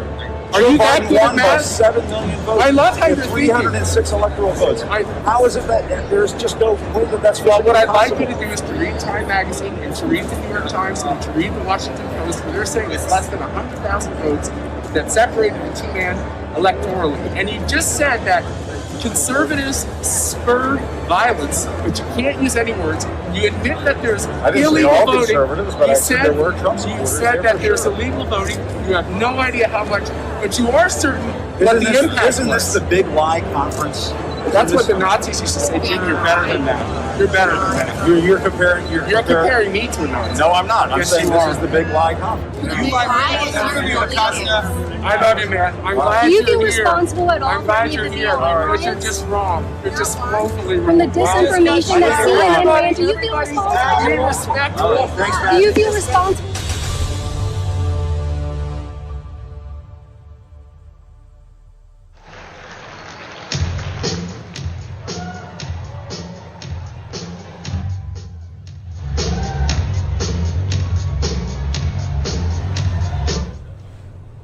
And this is Andrew Kraft here once again. I was under the impression that that was live happening outside the convention center ballroom, but it looked like that happened about a couple of days ago. That was ACU's, American Conservative Union's Matt Schlapp, who puts on CPAC, kind of going toe-to-toe there with CNN's Jim Acosta. Most of our viewers probably recognized him. So it does seem there is some activity happening right now at the beginning of the stage. Let's listen in.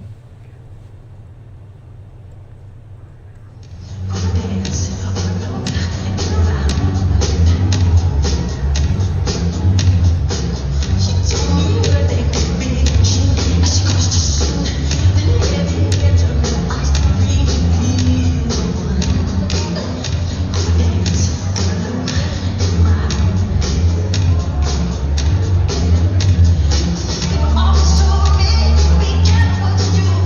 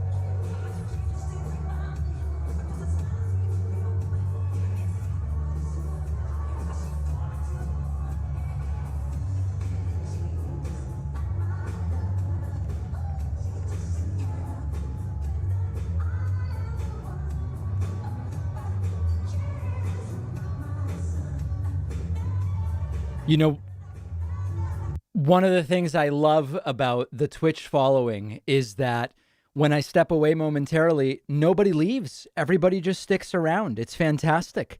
YouTube people they just leave. They just leave. But Twitch sticks around. I really like that.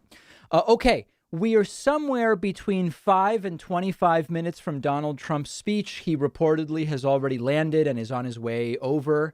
And scheduled now, I guess, for 4:55, although it could be sooner or not, and it may go 2 hours or maybe it won't. This is going to be, I predict, completely and utterly insane. We are standing by for Donald Trump's first speech since leaving the White House, and it is going to be absolutely insane. Glad people are here. I have my water refreshed. Oh, my God. Had a little snack, and we are very, very much ready to go. Let me get caught up as far as... Could this be right? Hold on a second. 1646. 81 new Twitch subscribers just signed up. Is that possible? 81? That's interesting. 81. Crazy. Okay. That puts us at 266. I guess that's real. Okay. Trump is the opposite of a smooth criminal, says Ellis. In your absence, the commentator reported Trump is not expected to announce a 2024 run. Yeah, I heard that. I was monitoring as well. I can't believe you're doing this. I'm here for it. Oh, let's see if they have an update. About an hour behind schedule. We're told he's going to be speaking around 2:55 p.m. Mountain Time, 4:55 p.m. there on the East Coast in Orlando, Florida at CPAC. And I believe this will be, I think this is the last day of the conference itself. Yeah. Ending with the former president's speech on Sunday. So we'll be kind of monitoring these feeds in the next 25 minutes or so. But I've been giving, commentary. Yes, excellent commentary that he's been giving. Let's see what else we have here. Here's one feed, and then here is another feed. The cleanest feed right now seems to be this one. So maybe we'll just make sure that we're in HD. Oh, Phil Collins, give me a break. There's no way Phil wants this being played here. Okay, so we're going to monitor that feed, and things are upcoming.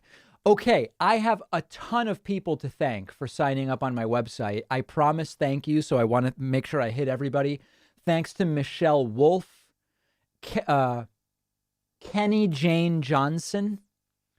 Big thank you to Peggy Sally, as well as Jamie Young, and an extra special thank you to Jurgen Baum. 271, a powerful number today. I have to leave now. Listening to Trump is bad enough, but Michael Jackson put me over the edge. Gab was hacked. The CEO and Trump's accounts were compromised. I barely even know what Gab is. I know it's some right-wing website. I don't even know. Wondering if we could make a Democratic equivalent to CPAC and realize Democrats don't have as many voters who make their politics their whole life. Do you agree? Well, Netroots Nation is sort of like a thinking left-wing CPAC in a way. And I've been to Netroots Nation a bunch of times. It's not exactly the same. It's more of a media conference, and it's also not crazy. It's not weaponized in the same way. But yeah, I mean, I think the right is better at organizing in a particular type of way, and whether it translates to electoral victories depends on the kind of specifics of what you're talking about. Okay. I missed some messages via Twitch. Let me get to those. Kenny just said thanks. Zach subscribed for 11 months and says Trump is back, baby. Been missing the messy bitch drama. Wow, that's aggressive. Other Twitch Prime messages. I think I got most of the recent ones. I'm a dad says great work on the show, David. Thank you. Who else do we have? Yeah, that's as far back as I can see right now. But I do appreciate DTF Machine as well as Trevigio. Great job, Spaghetti. And Kenny's Prague Rock Jukebox, all for signing up. We just had an additional dump of 14 Twitch subs drop in. And I actually thought at the start of this stream, this might be our worst month ever from the standpoint of Twitch subs and website subs, maybe. But a bunch of people have just dropped in out of nowhere. And I mentioned earlier that 90% of Twitch viewers don't even know that they have a Twitch Prime sub they can use. It almost seems like that might be right. Coming up, what's coming up this week on the show? Great question. Let me tell you what's coming up. I don't know myself. I'm going to try to figure it out right now, pulling up the schedule. Tuesday, I will be interviewing the great Michael Moss, who wrote the New York Times best-selling book, Heat, Sugar, Salt, Fat. I'm missing one of them. What's it called? Sugar, Salt, Heat, Sugar, Salt, Fat, something like that. He has a new book.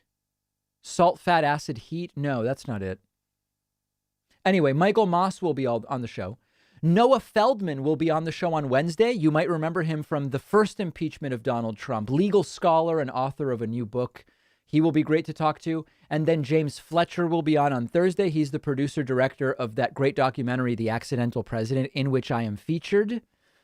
Next week, I will be interviewing Jonathan Berman and Nicole Perlroth, and then upcoming later in March, Noam Chomsky, as well as many others. If you don't remember about me being in The Accidental President, here is the trailer for The Accidental President.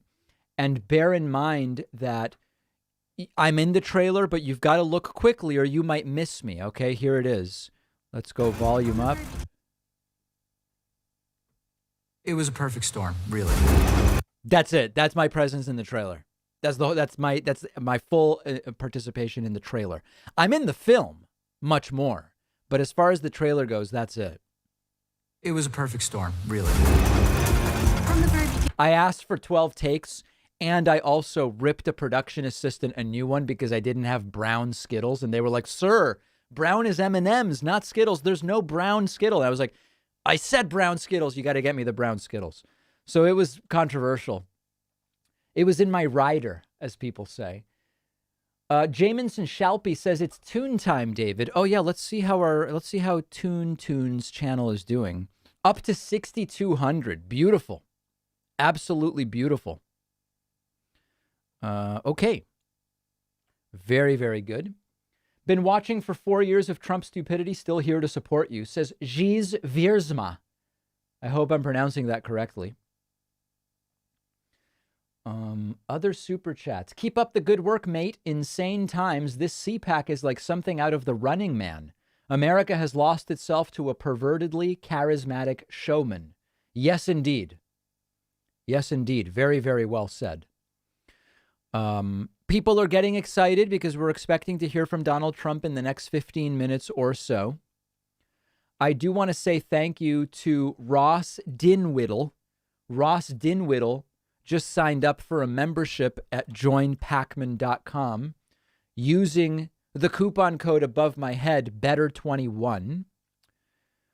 When do I think we will get to 1.3 million? We're at 1.3 million. We hit 1.3 million Twitch subs yesterday. I was in bed with flu-like symptoms from my second vaccine dose, but I did come out of a stupor long enough to see that we hit 1.3 million YouTube subs. What else do we have? Sabrina wants to know what I'm wearing. A maroon sweater. What do you mean? Isn't it obvious?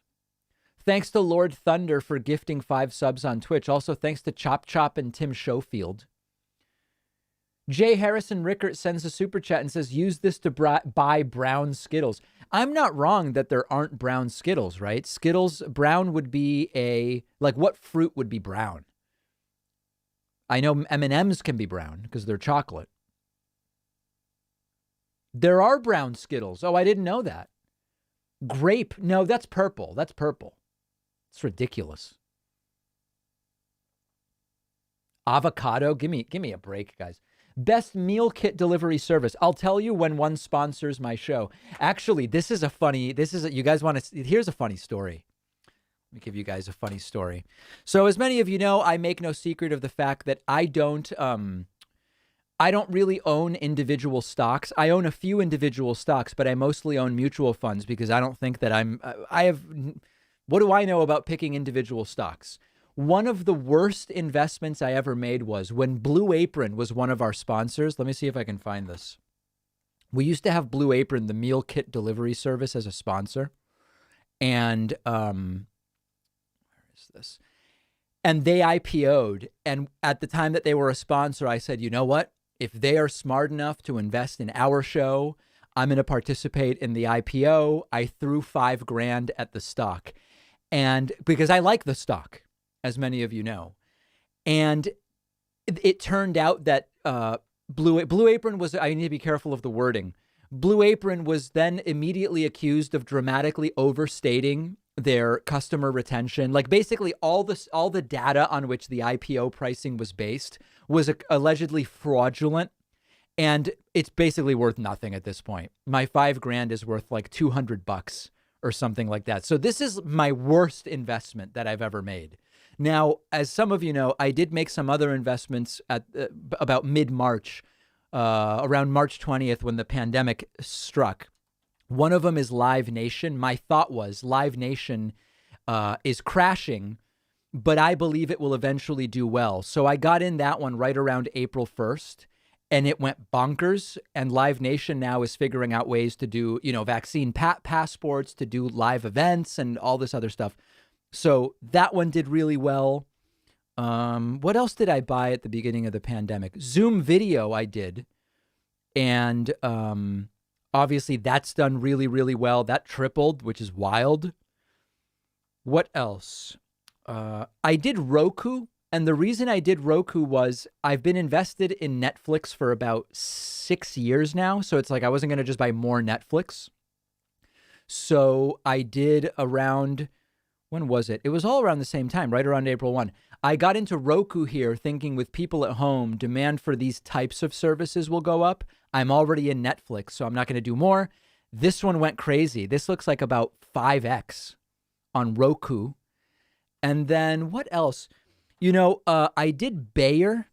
I don't know why. My thought was maybe Bayer will do something related to medications that we need. So I got in that one right around this same period. It's basically even. Nothing happened with that one.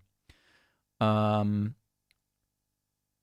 then, of course, famously, I am still in Tesla. I've been in Tesla since 2015. Where was it? I think it was February 2015 I got in Tesla. Around here. And I've just been holding. I know everybody says sell, sell, sell. It's overvalued. But I'm still in. But again, I don't believe that I have any special ability to pick individual stocks. So I keep almost everything in mutual funds. Low cost, 5 to 10 basis points, no loads, no extra management fees or anything like that.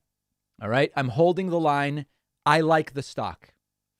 David, your former president is very often late, especially with his stage, around 90 years. Greetings from Germany. Okay.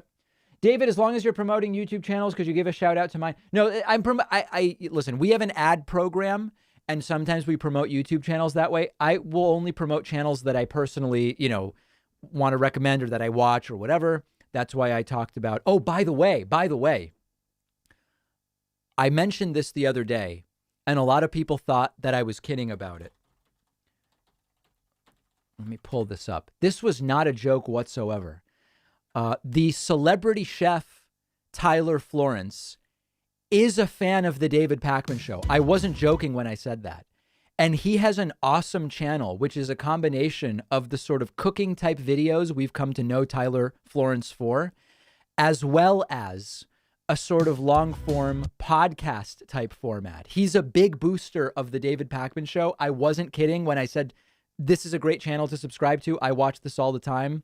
And some of the recipe videos, this one right here, the new rule on roasted chicken. This has blown wide open the debate on the right way to roast a chicken.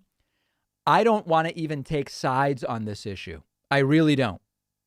But I would, he has basically weaponized spatchcocking of chickens. That's all that I want to say. But in all seriousness, the Wolf It Down channel with Tyler Florence, excellent, excellent channel. I'll paste a few links to it in the, in Twitch here. People say, what do you watch on YouTube? I never watch any politics. This is the type of stuff I watch, quite frankly. So anyway, I know a few hundred people followed up and subscribed to Tyler's channel.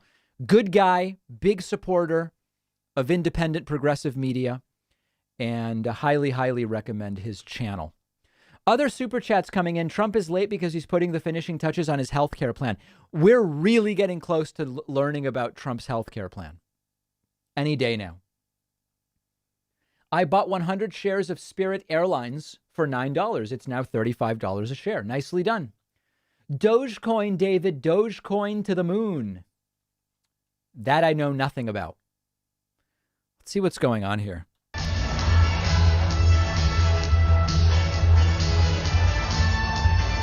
I'm so glad I'm not there. When I see stuff like this, I'm so glad I'm just sitting in the studio.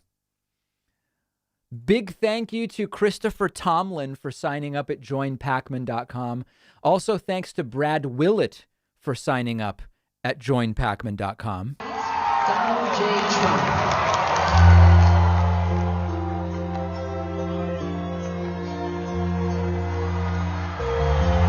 Oh my God, it's Trump. He's here. Look at this. Donald Trump's first speech since leaving office. All the things were gone. I'd work for all my life. Expecting to be absolutely delusional. With just my children and my wife. I'm cringing. Welcome. 3K on Twitch. Appreciate it. To be living here today. Because the flag still stands for freedom. This is sad. It is sad in a way.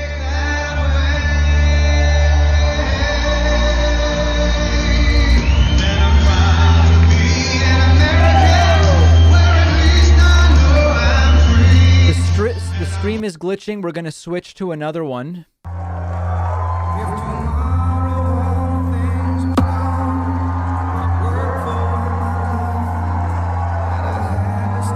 This one's way behind, though. That's annoying. Let's just refresh this one and see if it'll be smoother. Yikes.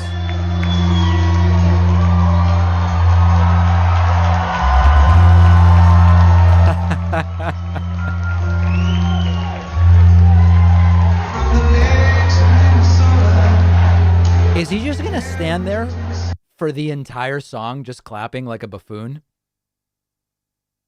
Is he gonna show up and say, God bless the United States?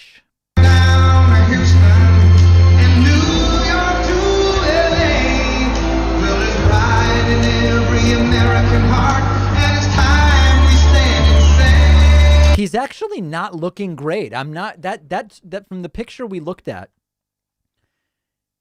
He really isn't looking great.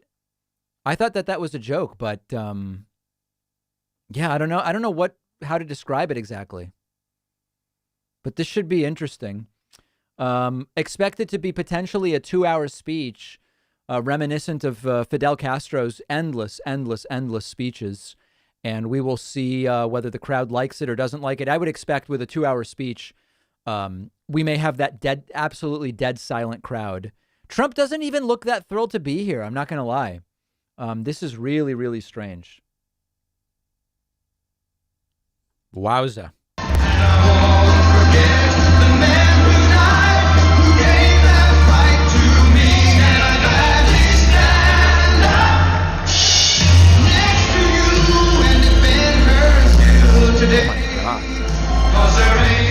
I think Antifa's running sound engineering for this conference.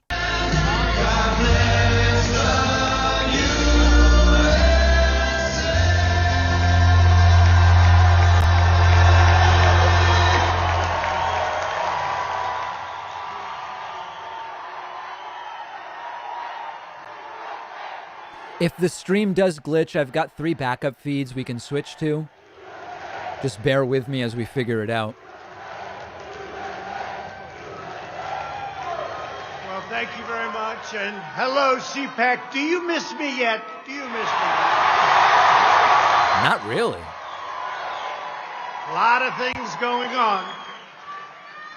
To so many wonderful friends, conservatives, and fellow citizens in this room and all across our country, I stand before you today to declare that the incredible journey we begun together, we went through a journey like nobody else. There's never been a journey like it. There's never been a journey so successful. Right. We began it together 4 years ago, and it is far from being over. We've just started. It's already great. Our movement of proud, hard-working, and you know what this is? The hardest working, hard-working American. That was a glitch already. Is just getting started, and in the end, we will win. We will win. Weird glitch. We've been doing a lot of winning. As we gather this week, we're in the middle of a historic struggle for America's future, America's culture, and America's institutions, borders, and most cherished principles. Our security, our prosperity, and our very identity as Americans is at stake, like perhaps at no other time. So no matter how much the Washington establishment and the powerful special interests may want to silence us, let there be no doubt we will be victorious and America will be stronger and greater than ever before. Thanks to you being gone, I think.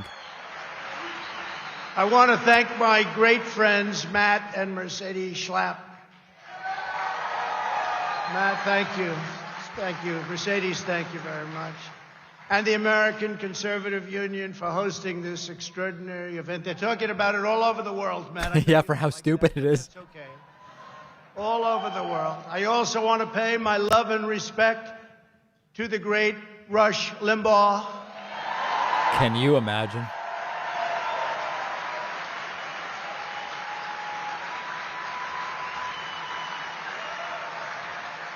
Who is watching closely and smiling down on us. He's watching and he's loving it, and he loves Catherine. Catherine, thank you for being here. So great. Thank you, Catherine.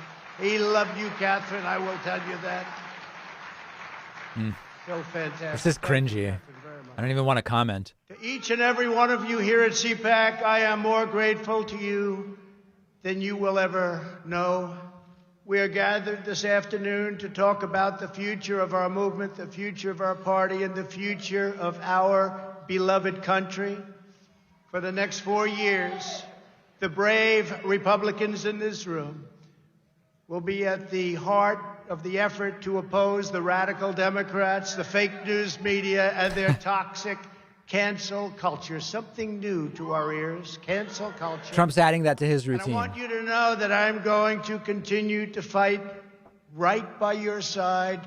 We will do what we've done right from the beginning, which is to win. We're not starting new parties.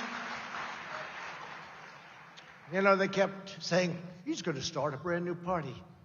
We have the Republican Party. Someone talked him out of that. Unite and be stronger than ever before. I am not starting. We will march to the Capitol. Wait, what That was fake figuratively. news. Fake news, no. Wouldn't that be brilliant? Let's start a new party and let's divide our vote so that you can never win. No, we're not interested in that. No, we have. Yeah, he's right. They would never win again. Mr. McLaughlin just gave me numbers that nobody's ever heard of before. More popular than anybody. That's all of us. It's all of us. Those are great numbers. And I Who? want to thank you very much. Mr. McLaughlin? I came here and he was giving me 95%, 97%, 92%. 92% what? I said, they're great. And I want to thank everybody in this room and everybody all throughout the country, throughout the world, if you want to really know the truth. Thank you, Doug. Thank you. We will be united This is and wild. strong like never before. We will save and strengthen America, and we will fight the onslaught of radicalism, socialism, and indeed it all leads to communism once and for all. That's what it leads to. You'll be hearing more and more about that as we go along. But Any day we'll be communist. we all knew that the Biden administration was going to be bad, but none of us even imagined just how bad they would be and how far left they would go. He never talked about this. Who believes that? We would have those wonderful debates. He would never talk about this. We didn't know what the hell he was talking about, actually. The debate Trump showed up at with COVID. His campaign was all lies, talked about energy. I said, you know, this guy actually, he's okay with energy. He wasn't okay with energy. He wants to put you all out of business. He's not okay with energy. He wants windmills, the windmills that don't work when you need them. Whoever predicted windmills, you were right. Joe Biden has had the most disastrous first month of any president in modern history. That's COVID cases down 70%, vaccines more than doubled. That they are anti-jobs, anti-family, anti-borders, anti-energy, anti-women, and anti-science. They're against women. They want only men. In just one short month, we have gone from America first to America last. You think about it, right? America last. There's no better example than the new and horrible crisis on our southern border. That has to be a joke. It all worked. Nobody's ever seen anything like we did. And now that must be a joke. Go to hell. When I left office just 6 weeks ago, we had created the most secure border in U.S. history.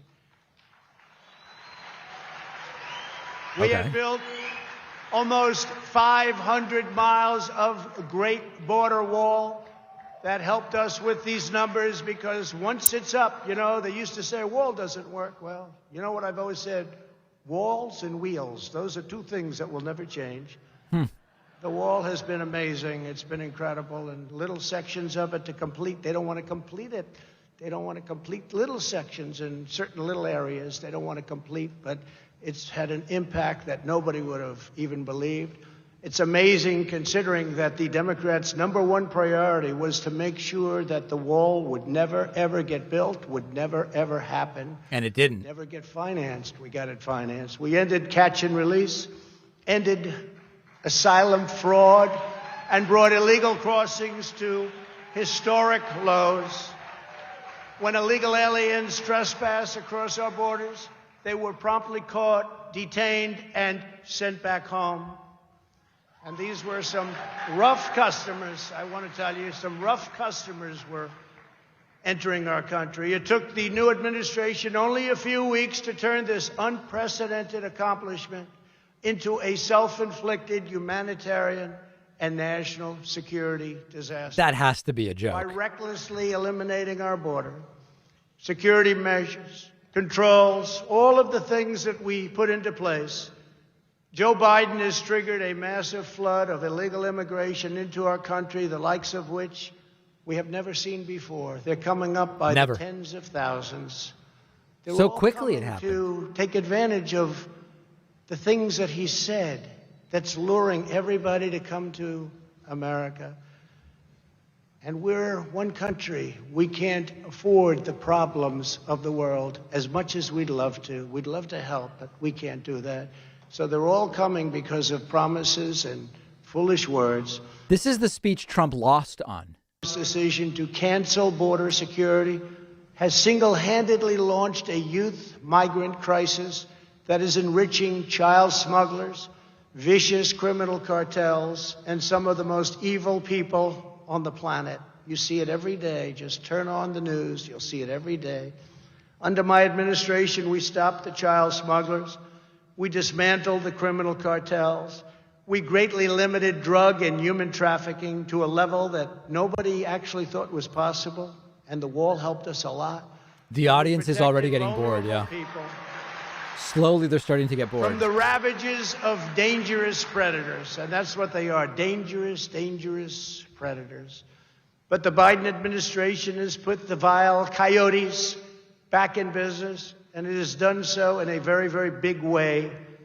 Under the new administration, catch and release has been restored. Can you imagine? We work so hard. Catch, you know what that is. You catch them. You take their name. They may be killers. They may be rapists. They may be drug smugglers. They might be as bad as Trump. Release them into our country. We did the opposite. We not only didn't release them, we had them brought back to their country. Illegal immigrants are now being apprehended and released along the entire southern border, just the opposite of what it was 2 months ago. They weren't coming because they couldn't get in. Once they think they can get in, they're coming, and they are coming at levels that you haven't even seen yet. By the hundreds of thousands, by the millions, they'll be coming. The Biden administration is now actively expediting the admission of illegal migrants, enabling them to lodge frivolous asylum claims and admitting them by the thousands and thousands and thousands a day, crowded together in unsanitary conditions despite the ongoing economic and public health crisis, COVID-19, or as I call it, the China virus. Yeah! The crowd loves China virus. Imagine cheering for that. There's no masks. There's no double masks. That was a new one that came out 2 weeks ago. First, Fauci said, you don't need masks, no good, no. Then all of a sudden he wanted, now he wants double masks. No social distancing, no nothing. They're together, and it's sad, actually, and it's sad for them, and it's sad for our country. This is what nuts. the Biden administration is doing to push young migrants into the hands of human traffickers and coyotes is dangerous, immoral, and indefensible. Hard to believe it's happening.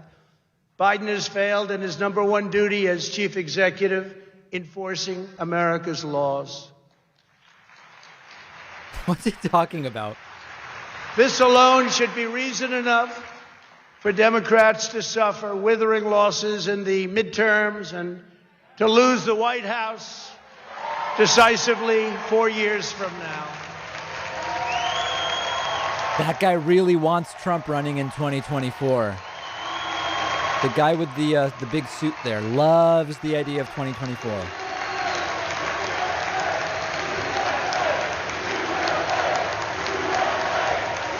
This is sad. It really is. It's just so sad for the country.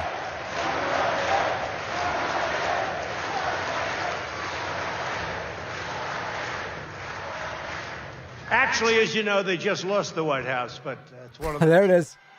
There it is. But who knows? Who knows?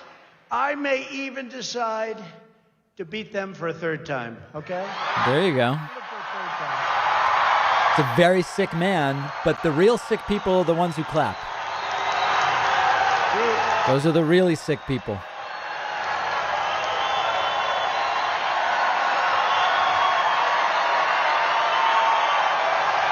There's no deprogramming of these folks happening anytime soon. Joe Biden defunded the border wall and stopped all future construction, even on small open sections that just needed to be finished up. Routine little work. It's already been bought. Wait till the contractors get to them and they say, no, it costs us much more money not to finish the small section than if we finished it. That's going to be nice. Wait till you see those bills start pouring in. He revoked the executive order cracking down on deadly sanctuary cities. He has effectively ordered a shutdown of ICE, halting virtually all deportations, everyone, murderers, everybody. They're not shut down. A judge didn't allow it to be shut down. And restricting our law enforcement professionals, and they are great professionals. You have many of them represented here today. From conducting almost any immigration enforcement of any kind. The Biden policy of releasing criminals into the U.S. interior is making America into a sanctuary nation where criminals, illegal immigrants, including gang members and sex offenders, are set free into American communities. They have no idea who's coming up. And remember with the caravans, these countries, not only the three of them, but many, many countries all over the world, they're not giving us their best and their finest. There it is. Because they're intelligent. They're not giving us their best and their finest. Rehashing that. I said that a long time ago when I made the first remarks when I came down the escalator with our great future First Lady. And she said, "Sir, mention the rapist." Says hello, who loves you as much as I love you. But I said that a long time ago, and we turned out to be 100% correct. Biden's radical immigration policies aren't just illegal. They're immoral, they're heartless, and they are a betrayal of our nation's core values. It's a terrible thing that's happening. The Republican Party must hold Joe Biden and the Democrats accountable. They ripped up the diplomatic agreements we negotiated with Honduras, Guatemala, and El Salvador to shut down illegal immigration. You know, they got a fortune. They got paid $500 million a year. When I came into office, those countries were refusing to take back illegal alien gang members, including MS-13, the most vicious, probably of them all. No matter where you go in the world, MS-13, they do things that even the worst don't think about. So I asked, how much do we pay these countries? How much do we pay them? They told me, sir. We pay them approximately $500 million a year. It's a lot of money. Best. I mean, it's peanuts compared to the way other countries rip us off, but that's a lot of money. I said, okay, we aren't going to pay them anymore because they wouldn't take back the criminals. And this was true with the Obama administration. It was true for many, many years. So we'd catch a murderer, we'd want to bring him back to Guatemala or Honduras or El Salvador. They wouldn't take him back. No, we don't want him. We'd fly him in, they wouldn't let the plane land. We'd bus him in, they wouldn't let the buses get anywhere near the border. And I said, if you think this is rehashing ancient history, wait till he does his Hillary material. Payment, you know, like a term that we use in the world of business. Let's stop payment. So we stopped payment. They were delinquent. We stopped payment. And they very quickly came to the table and we made a deal, very quick deal. We still kept the money. We still didn't pay because... Of course. Oh, we made a deal. That's Trump's move. And when illegal aliens came across our border, they were rapidly deported and lovingly accepted by those countries from where they came. And it worked out great. So now they accept the people. And then we ultimately got along very well with those countries, those three countries, and many countries throughout the world because they respected us again. They didn't respect us. They couldn't believe what they were getting away with. But now Joe Biden has wrecked this great deal, wrecked it. And they're already doing what they were doing before, and they're taking the money. And that's just a small portion of what's going on. To top it all off, the Biden people are pushing a bill that would grant mass amnesty for millions of illegal aliens while massively expanding chain migration. That's where you come in and everybody comes in, your grandmother. Sort of like Melania. Your mother, your and her brother, parents, yeah. your cousins. They come in so easily, so crazy, so crazy. It even requires that the U.S. government provide illegal border crossers with taxable funded lawyers. Anybody need a good lawyer? You can't have one. They get the lawyers. They get lawyers. They're probably very good, too. The Democrat immigration bill is a globalist corporate. You take a look at the corporatists. Big tech attack on hardworking citizens of every race. Did he say it's a globalist corp or cope? That it never is allowed to become federal law, which is what they want to do. We must stand tall in the party. We have to do this. We have Did he pronounce coup as cope?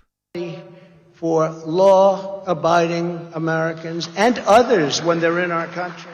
Border security is just one of the many issues on which the new administration has already betrayed the American people. He didn't talk about this stuff. I debated him. He wasn't talking about this. He wasn't. What he signed with those executive orders, they weren't things that were discussed. We didn't know all about him and the press because they're fake news. They're the biggest fakers there are. But the press... You didn't know about the press? Refused to ask the questions. And when I asked the questions on television, on the debate, Chris Wallace in this case and others refused to let him answer. They refused to let him answer. What is he talking about? Questions. Maybe we could have found something, or if the media did its job, which they don't.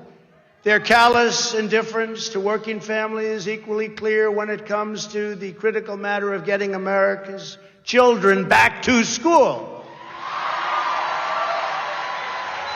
And they must get back and get back right now. The crowd looks really bored other than when there's key applause lines, and then people take it as an opportunity to go nuts. Desperate for entertainment. Terrible. The Biden administration is actually bragging about the classroom education they are providing to migrant children on the border, while at the same time millions of American children are having their futures destroyed by Joe Biden's anti-science school closures. Think of it.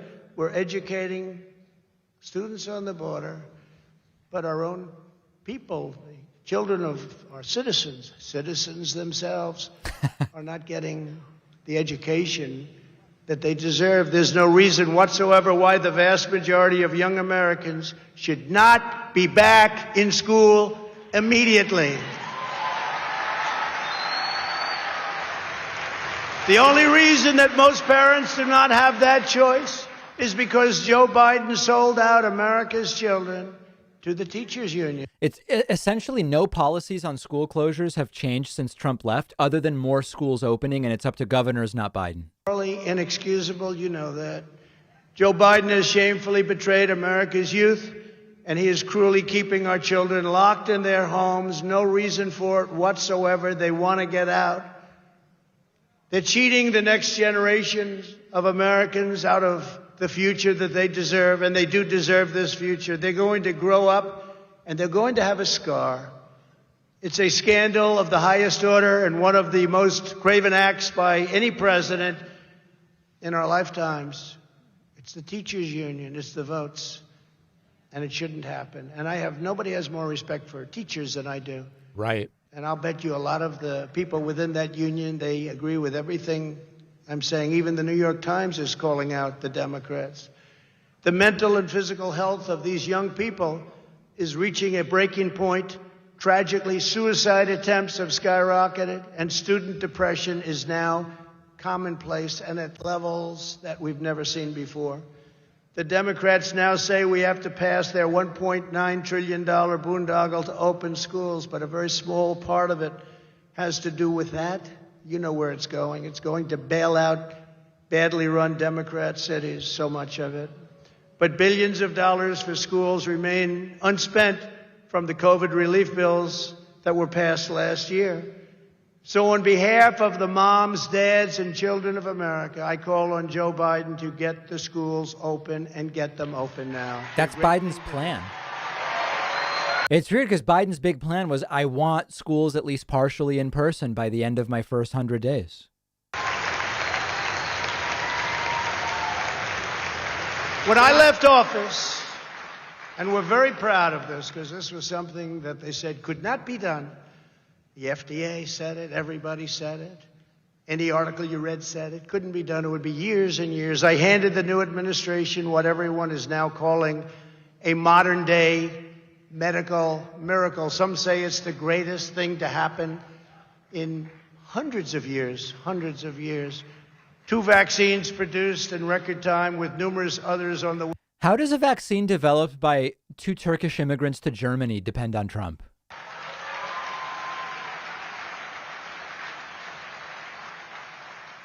And therapeutic relief also. If you're sick, we have things now that are incredible. What has taken place over the last year under our administration. It would have taken any other president at least 5 years, and we got it done in 9 months. Everyone says 5 years, so 5 years.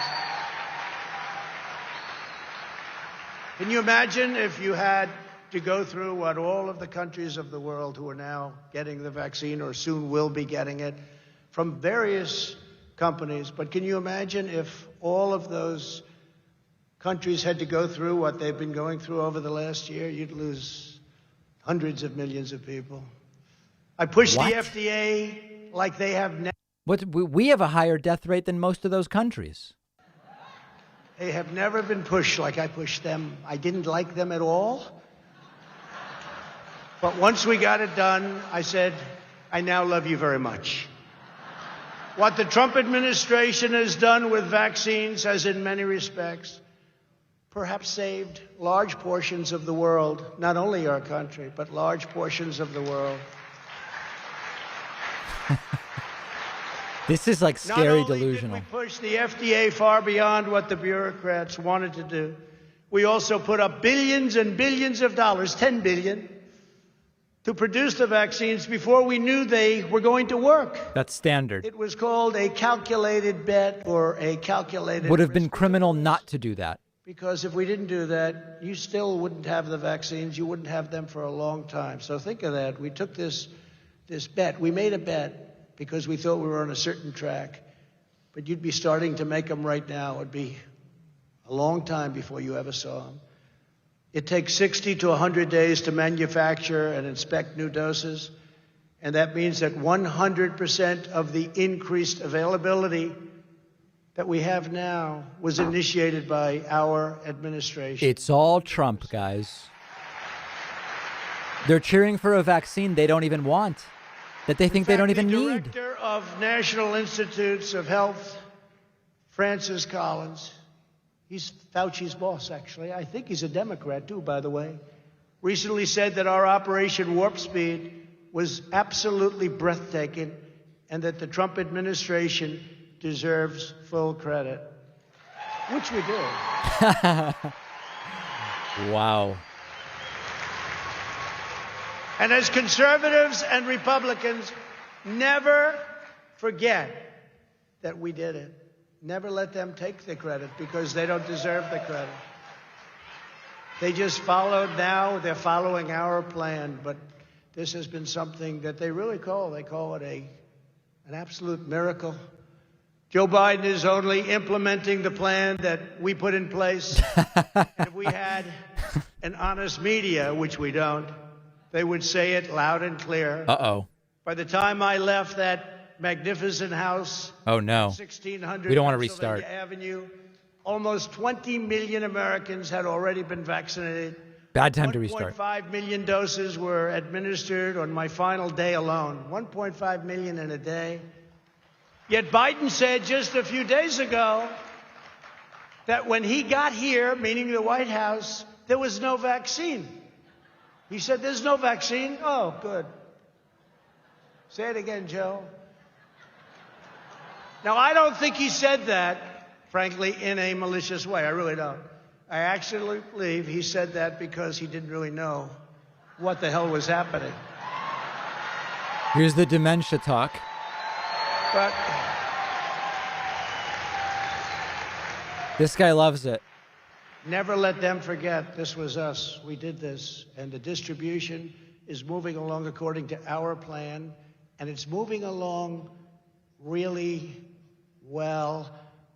We had the military, what they've done, our general. For how many months will Trump take credit for anything good that happens? Remember, we took care of a lot of people, including, I guess, on December 21st, we took care of Joe Biden because he got his shot. He got his vaccine. He forgot. It shows you how unpainful that vaccine shot is. So everybody go get your shot. Has Trump gotten his? So it wasn't very traumatic, obviously, but he got his shot. And it's good that he got his shot. Last year, I predicted to you that the extremism, corruption, and incompetence of the Biden administration would be literally unprecedented in American history. Unfortunately, he has proven me 100% right. Already, as president, Biden has urged Congress to pass legislation shredding your Second Amendment. Your Second Amendment is in far bigger trouble than you know. And for 4 years, I fought like hell to save your Second Amendment, and we saved it 100%. Right. Would have been dead. He signed an order to conduct politically correct far-left indoctrination trainings in every department of the federal government, including the U.S. military, after I had terminated these horrible things that were being preached to our military. And he wants it to go forward. It's insane. Within his first few hours, Biden eliminated our national security travel bans on nations plagued by terrorism. His first priority was to open our borders to unvetted travelers from Libya, Yemen, Syria, Somalia, and many other countries where strict vetting cannot occur. Countries that have tremendous problems, countries with tremendous terrorism problems. We did a travel ban. It was a real achievement. We told those countries, sorry, straighten out your act. We don't want people coming in where they had an ideology or a problem. We just couldn't have it. And it was incredible. How it worked was incredible. And he terminated it. We had to get it approved. It went all the way up to the Supreme Court of the United States. We got it approved, and he terminates it. In addition, he's already increased refugee admissions by nearly 10 times, but in effect, it'll soon be hundreds of times as millions of people flow up through our soon-to-be open borders. Any day they're opening. By the way, the Border Patrol and ICE, these are some of the great heroes of our country. These are incredible people. I got to know them very well. Your family still cannot go out to eat at local restaurants, but Joe Biden is bringing in thousands upon thousands of refugees from Restaurants are basically open almost everywhere. The question's capacity. Many of them are almost back to normal. We don't have crime records. We don't have health records. What are they bringing in with them? When I left office, we had virtually ended the endless wars. These endless wars, they go on forever. They go on forever. I would go to Dover and I would see caskets, coffins coming in. I'd see the parents and the wives and the husbands. I would see the kids. Endless wars. 19 years in Afghanistan. We have it down to almost nothing left, and I hear they might want to go back in. Iraq. Remember I used to say, don't go in, but if you're going to go in, keep the oil. Well, we went in and we didn't keep the oil. We had made historic peace deals in the Middle East like nobody thought were even possible. Between countries not at war. With not a drop of bloodshed. Well, yeah, they weren't fighting. How would there be blood?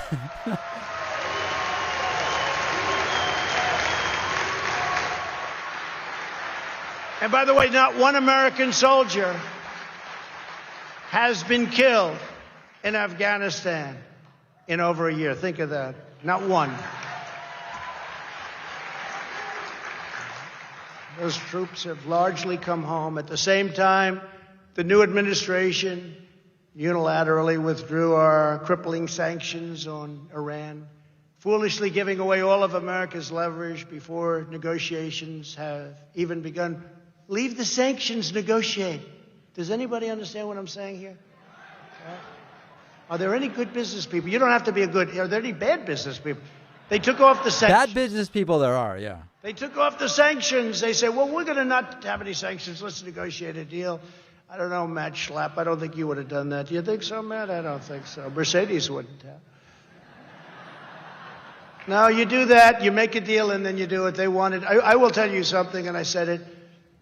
Had we had a fair election, the results would have been much different, and we would have had a deal. We would have had a deal with Iran within the first week. They wanted those sanctions off. He took them off for nothing, for nothing. Now you watch how tough they negotiate. In another horrendous surrender, he agreed to get back into the World Health Organization. Boo! Terrible. For approximately $500 million a year, which is what we were paying. When I withdrew from the WHO, and you know the whole story with that, they called it badly. They really are puppets for China.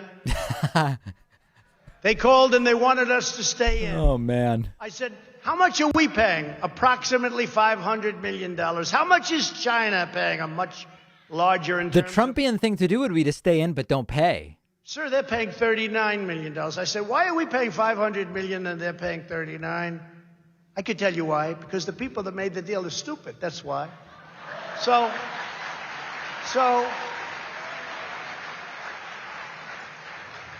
And I had no idea how popular it was. I didn't even know if I would be able to politically because people were so happy when I did get out. But I said, so we went in, we could get it for 39 million, which is what China, not 500 million, which is what we were stupidly paying. And they said, we can make a deal. We want you to go in. We can make a deal. Okay. And I decided not to do it. But we could have had it for 39. We could have had it for the same as China. And they decide now to go back into the World Health Organization. This is wild. Pay 500 million. What the hell is wrong with them? No. This is just emblematic. It's a tremendous amount of money, but compared to trillions, it's not, but it's a tremendous amount of money. Why would China pay 39 million and we're paying almost 500 million? Why? So we could have made the same deal that China had, 39 million, and they just say, we're going back in. We're going back into the World Health Organization. They go back in, they pay 500. This is very Castro-like. It's going to be like 2 hours of just rantings about inane things the crowd is bored by. Biden put the United States back into the very unfair and very costly Paris Climate Accord without negotiating a better deal. They wanted us so badly back in. I'll tell you, they wanted us. I was getting called from all of the countries. You must come back into the Paris Accord. I said, tell me why. Give me one good reason. First of all, China doesn't kick in for 10 years. Russia goes by an old standard, which was not a clean standard, and other countries. But we get hit right from the beginning. It would have cost us hundreds of thousands and millions of jobs. It was a disaster. But they go back in. I could have made an unbelievable deal and gone back in, but I didn't want to do that. Surrendering millions of jobs and trillions of dollars to all of these other countries, almost all of them, that were in the deal. So they have favorable treatment. We don't have favorable treatment, and we just... I think we're about 37 minutes in. Let me see here. So badly. You could have 30... If you wanted to go back in, which frankly, we have the cleanest air, the cleanest water, and everything else that we've ever had, so I don't know why we have to. And what good does it do when we're clean, but China's not, and Russia's not, and India's not? So they're pouring fumes. You know, the world is actually a small piece of the universe. Right? Buckets of fumes. They're pouring fumes, and we're trying to protect everything and building products for 3 times more than is necessary. No, they could have made a great deal. If they were going to go back in, that's fine. But they could have made a great deal instead of just saying, we're back in. These people. And in one of his first official acts, which was incredible because, again, he talked about energy. He never said he was going to do this. He canceled the Keystone XL pipeline, destroying... That's great. Not the 8,000 or the 9,000 or the 11,000 jobs that you hear, but 42,000 great-paying jobs on just about day one, right? He never talked about that during a debate. He did. Well, he wouldn't have gotten away. It wasn't a debate topic, but it was on his list of things he would do. Not that Trump knew. No, but that was not a topic of conversation, remember? Fracking, you can frack. Oh, we love fracking. During the primary, no fracking. As soon as he got through that, he said, no, of course, everybody can frack. No fracking. You wait till you see what happens with your gasoline. Wait till you see what happens. And gasoline. Let this stuff continue. You would expect, as we recover from the virus, that gasoline prices would go up. It has nothing to do with Biden or Trump. The United States became the #1 energy superpower on earth.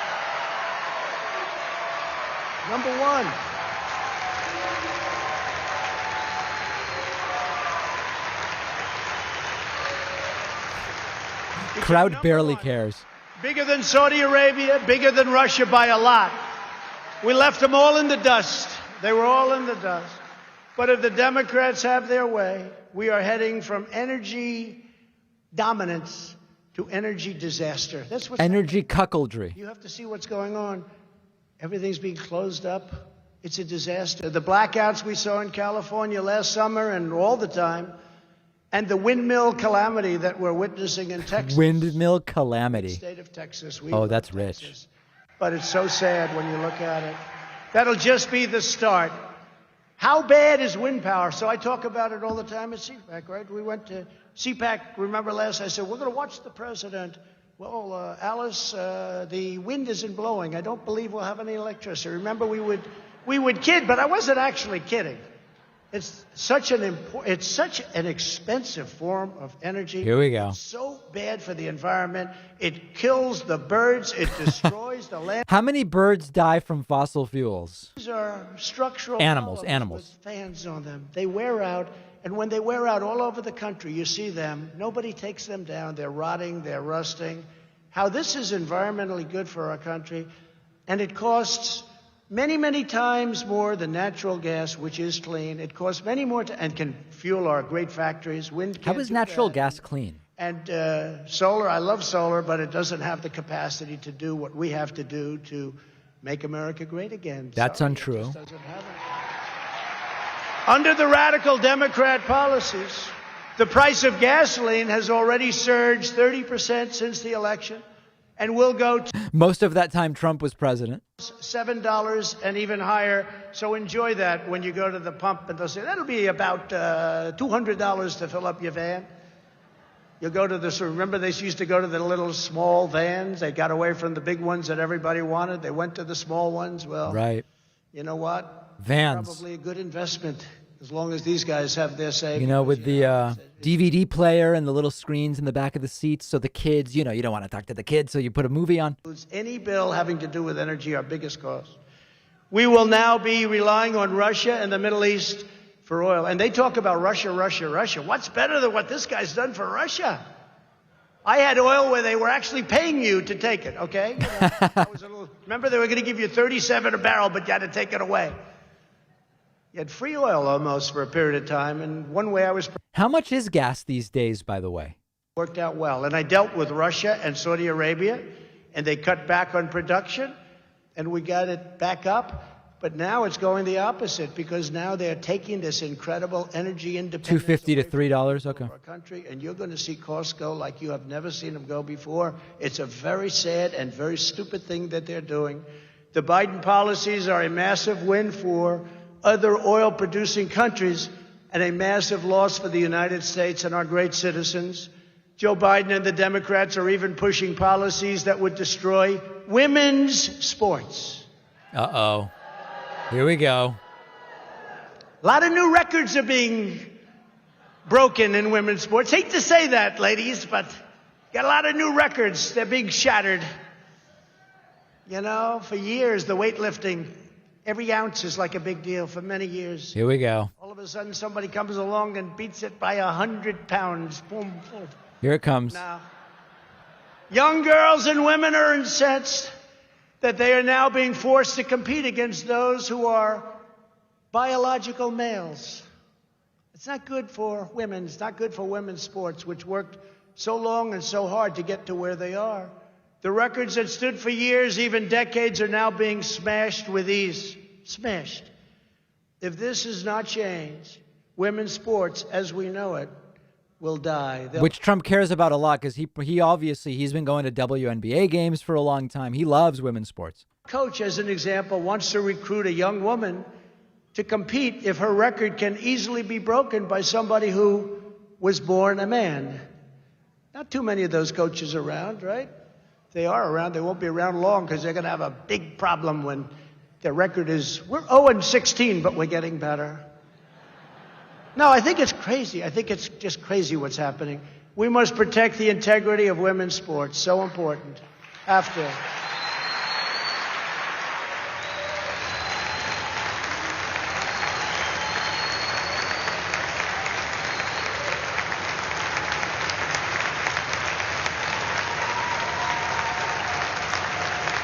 Standing ovation for that. I'm putting together a tweet on this. Somebody said, well, that's going to be very controversial. I said, that's okay. You haven't heard anything yet.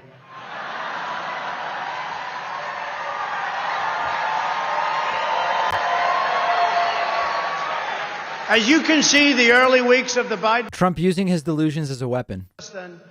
They've been a catastrophe for American workers and for American families. The task of our mission, and for us, it's our movement. As I said, a movement like has never been seen, I think we can probably say, never been seen anywhere in the world. I mean, nobody's ever seen a movement like this. I'd grow up and I'd watch somebody who came in second in New Hampshire or First in Iowa, and that was the end, and they became famous for the rest of their lives. We won the election twice. I mean, think about it. The task for our movement Now the crowd's ready. is to stand up to this destructive agenda with confidence and with resolve. The future of the Republican Party is as a party that defends the social, economic, and cultural interests and values of working American families of every race, color, and creed.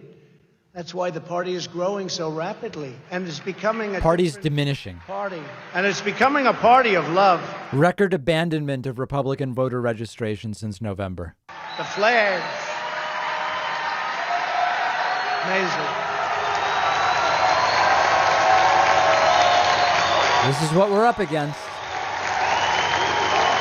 There's no simple way to deprogram this, right? I mean, this is really a cult. Ugly reality. No, it's a party that's incredible. The people, the spirit. And there are, as you probably heard a little while ago, I mean, there's more spirit now than there's ever been, including even before the election. More spirit now than we've ever seen, because people are seeing how bad it can be. And again, I want to thank Rush and Catherine, because what he did to get the word out has been incredible. A lot of Trumpies getting banned. Some people are irreplaceable, as Sean Hannity would say, and he said Rush is irreplaceable. But his spirit lives on, and that's something that we need and we love. Republicans believe that the needs of every citizen must come first. In fact, America must come first. We don't put it first. They don't put it first. Over the past 4 years, my administration delivered for Americans of all backgrounds like never before. Like never before. We built the strongest economy in the history of the world, raised wages, and achieved the lowest African American, Hispanic American, and Asian American unemployment rates ever recorded. It was so great for everybody of all backgrounds that even after the China virus, we are leading the world. Nobody's even close. We're leading it in the comeback. Our economic comeback has been incredible. That's because the financial and economic foundation we built was so strong that unlike other countries who are having a hard time, we didn't break. We came roaring back, and now our stock market and your 401ks are again at record levels, higher than ever before, actually. Those records reached under Biden, but again, who cares, right? What is Trumpism? A new term being used more and more. I'm hearing that term more and more. I didn't come up with it. But what it means is great deals, great trade deals, great ones. Not deals where we give away everything, our jobs, our money. Like the USMCA replacement of the horrible NAFTA. NAFTA was one almost of the same as NAFTA. Made, probably the worst trade deal ever made. Almost identical. And we ended it. You know, a lot of people forget. We ended it. Now we have the USMCA, Mexico, Canada. It's incredible what it's done for our farmers, who are doing fantastically. Did you see grain prices and grain sales are at an all-time high? Wheat, all-time high. So many elements of farms and farmers, and they love me. And remember, it's going to be very close in Iowa. Well, it wasn't close. We won in a landslide, Iowa, because our farmers know, and they put up with it, and we did a lot of work with the tariffs and all these things that we had to do to get it, and now the farmers are doing great, but they're setting records. It means low taxes and eliminating job-killing regulations, Trumpism. It means strong borders, but people coming into our country based on a system of merit, so they come in and they can help us, as opposed to coming here and not being good for us, including no S-hole countries. There are many. It means no riots in the streets. It means law enforcement. All the riots have been under Trump, under Trump's presidency. There's been no riots since Joe Biden became president. For the Second Amendment and the right to keep and bear arms. It means support for the forgotten men and women who have been taken advantage of for so many years, and they were doing great. They were doing great before that horrible thing from China came in and hit us, and now they're starting to do really well again. You know, if you think about it, we built the economy twice. We built it then, And then, like every other country in the world, it went down, and then we built it again. Now it's higher in many ways, certainly in the stock market, it's higher in many ways than it was before. That's because of the foundation, and no country comes even close to competing with our comeback. And it means a strong military and taking care of our vets, but a strong military, which we have totally rebuilt. We have rebuilt it. And our military has never been stronger than it is today.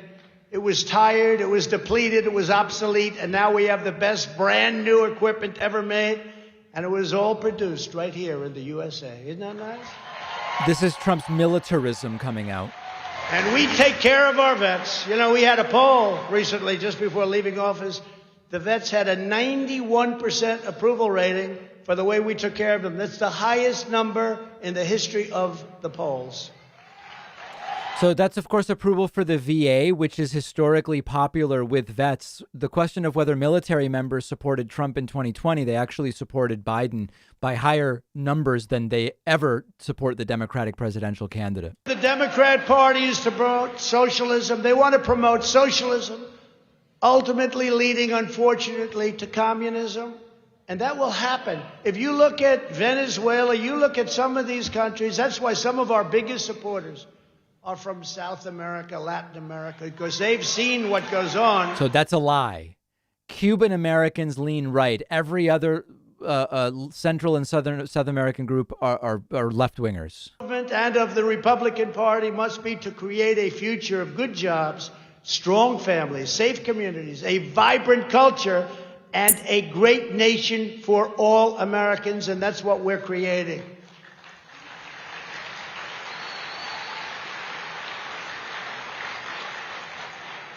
Their party is based upon unvarnished disdain for America, its past, and its people. You see that happening. It's horrible the way they treat the legacy of our country, the culture of our country. Our party is based on love for America and the belief that this is an exceptional nation blessed by God.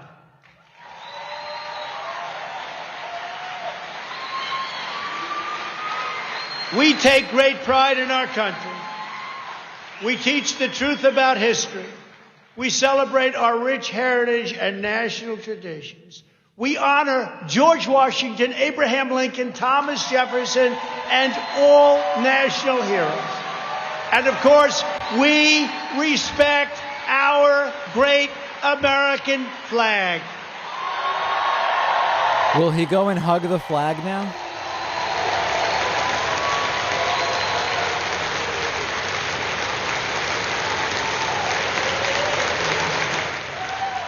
Thank you. Thank you very much. Thank you very much.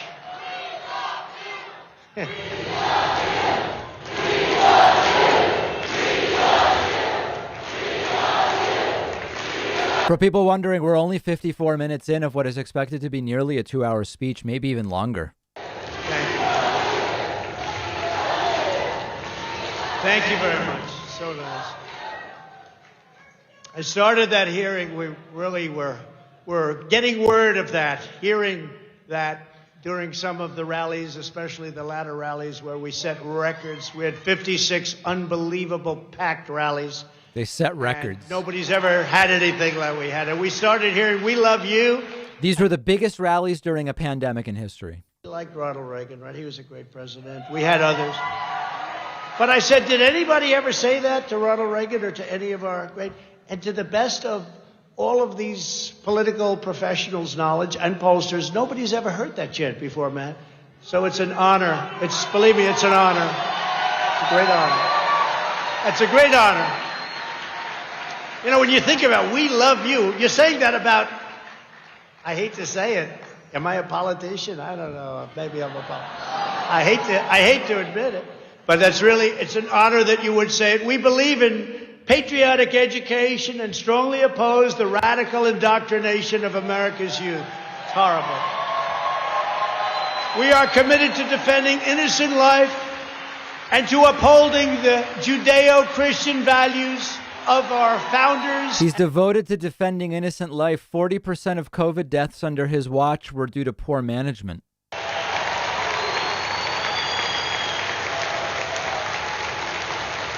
We embrace free thought. We stand up to political correctness. And we reject left-wing lunacy. And in particular, we reject cancel culture. Right. The guy scheduled to speak before Trump was canceled because of the things he said about Jews. His name is Young Pharaoh. We know that the rule of law is the ultimate safeguard. And we affirm that the Constitution means exactly what it says, as written, as written. They want to change it. They want to change it. They want to get rid of it, frankly. We believe in law and order, and we believe that the men and women of law enforcement are heroes who truly deserve our absolute support. We don't defund the police. We are not defunding the police. We believe in Neither's standing Biden. up to China, shutting down outsourcing, bringing back our factories and supply chains, and ensuring that America, not China, dominates the future of the world. When he says this is what we are doing, who's he talking about? He lost the House for them in 2018 and then the Senate and the White House in 2020. Like, who's the we that's doing this stuff? Administration, they never gave us 10 cents. It was a one-way street. We took in hundreds of billions, and during negotiations, they would say, look, the one thing, we don't want any more of these tariffs. Those tariffs, we took in so much money. And what happened is they became competitive. So what happened with people, they wouldn't go to China. They'd build a lot of it back in our country. They would make it here instead. And in addition to that, we were taking in billions and billions and billions of dollars from China. But in all fairness to China, we made a trade deal with them. This was prior to COVID. Once COVID happened, I no longer cared so much about the trade deal because what happened with that was just disgraceful. But that's one of the things. That's one of the reasons that right now our farmers are doing so good. I used to tell China, look, go and get a lot of wheat, get a lot of different things, all of the things we just talked about. You better go out and do it because this country has not been treated fairly by you for many, many years, many, many years. We used to lose $504 billion trade deficit with China. 504, not million. Uh-oh, he still doesn't understand trade deficits. Right? You know that through the World Health Organization. Now take 504 million, make it $504 billion. We had deficits with China. It was absolutely insane that this could keep going on. It's amazing that you still have a country left. The people that did this to our country, they should be ashamed of themselves. They should be ashamed of themselves. Who did it? Companies that leave America to create jobs in China and other countries that have ripped us off for years should not be rewarded. They should be tariffed, fined, and punished. They should not be rewarded. And that's what the Biden administration is doing. But of course, as you know, they have a very close personal relationship with China. So I don't expect much to happen. It's a shame because it really is a threat. It's a tremendous economic threat. And thank God we've rebuilt our military, but it's a tremendous economic threat. Never forget it. These are the convictions that define our movement today and must define the Republican Party in the years ahead. Very simple. It's really quite simple, isn't it? Another one of the most urgent issues facing the Republican Party is that of ensuring fair, honest, and secure elections. Here we go. This will be the voter fraud part of the speech. By the way, a lot of people getting banned. It's sad to see what's happening. But we're going to keep using the ban hammer as needed. Such a disgrace. We must pass comprehensive election reforms, and we must do it now. The Democrats used the China virus as an excuse to change all of the election rules without the approval of their state legislatures, making it therefore illegal. It had a massive impact on the election. Again, You have to go to the legislatures to get these approvals. This alone would have easily changed the outcome of the election at levels that you wouldn't have even believed. Even with we don't believe it. No, he's right about that. Even with all of the things, the numbers are staggering. We can never let this or other abuses of the 2020 election be repeated or happen again. Can never let that happen again. You see what's going on. We've been set back so greatly with other countries and with the world. We need election integrity and election reform immediately. Republicans should be the party of honest elections that can give everyone confidence in the future of our country. There's an idea. Without honest elections, who has confidence? Who has confidence? This issue is being studied and examined.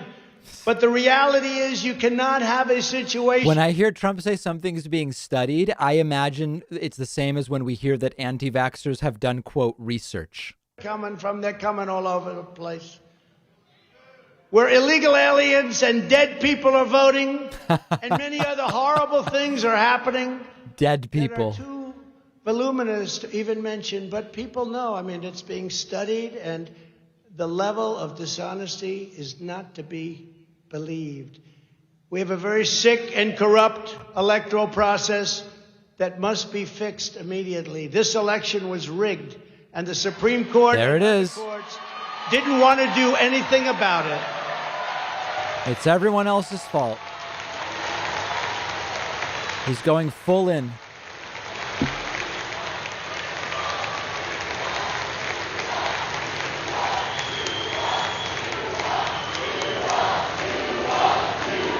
Are they saying you won?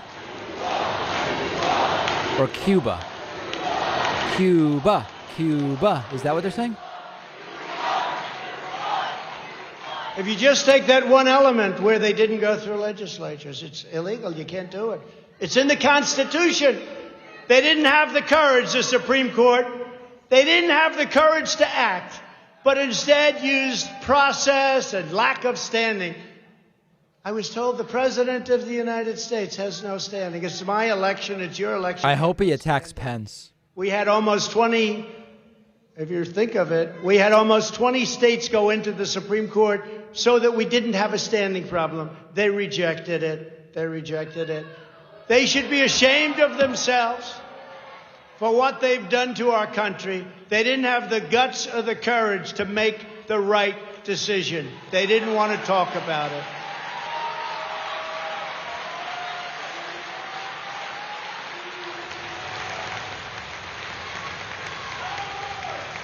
You had the case led by the great state of Texas. 18 states went in. You don't have standing. Oh, let's not talk about it.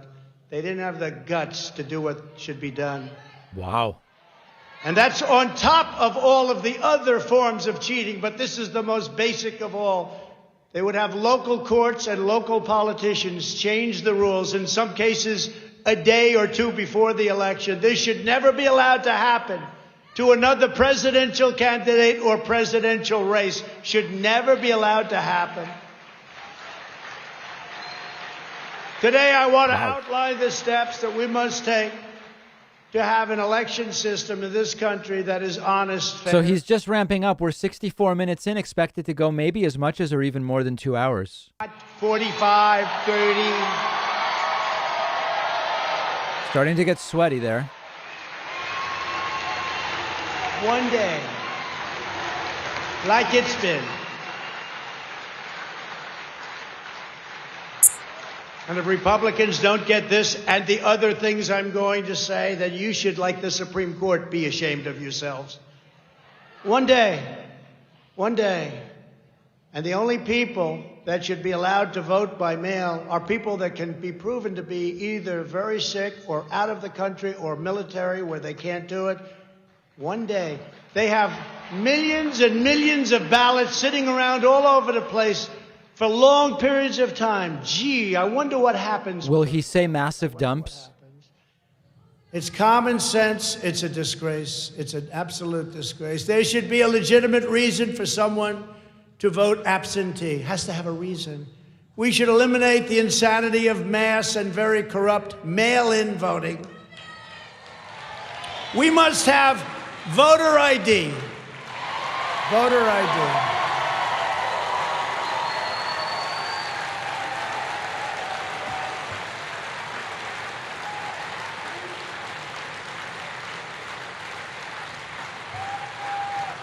You know, to get into the Democrat National Convention, when they had the convention, you needed voter ID. You needed an ID card. You couldn't get in unless you had an ID. So many people told me you can't get in that place, you need ID. Nobody had ID. You need voter ID. They know that. This is a con job. They're conning everybody. They know that. They know the wall was good. They knew. Remember when Trump said you need ID to buy cereal? Because we wanted. I made one big mistake on the wall. I should have said, we will not have a wall. And then they would have said, let's build a wall. I made a big mistake. I made a big mistake. I'm sorry. Took us a year and a half extra because of that mistake. We will not have a wall. We need a wall immediately, said Chuck Schumer. We need universal signature matching. They want to pass a bill where you don't have to match signatures. These are the issues of paramount importance to the country. We must have signature matching. ID when you need to go into anything that's Democrat run, you need it. But for voting, which is our most sacred institution, they don't want to let you have it. There should be a 100% requirement to verify the citizenship of every person who votes. You can't even register if you're not a citizen. Of custody protections for every ballot.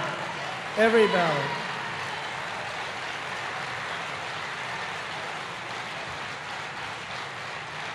And you saw what happened in Detroit and Philadelphia and many other places, swing states mostly, all over, but swing states mostly. You saw what happened. You saw what was going on.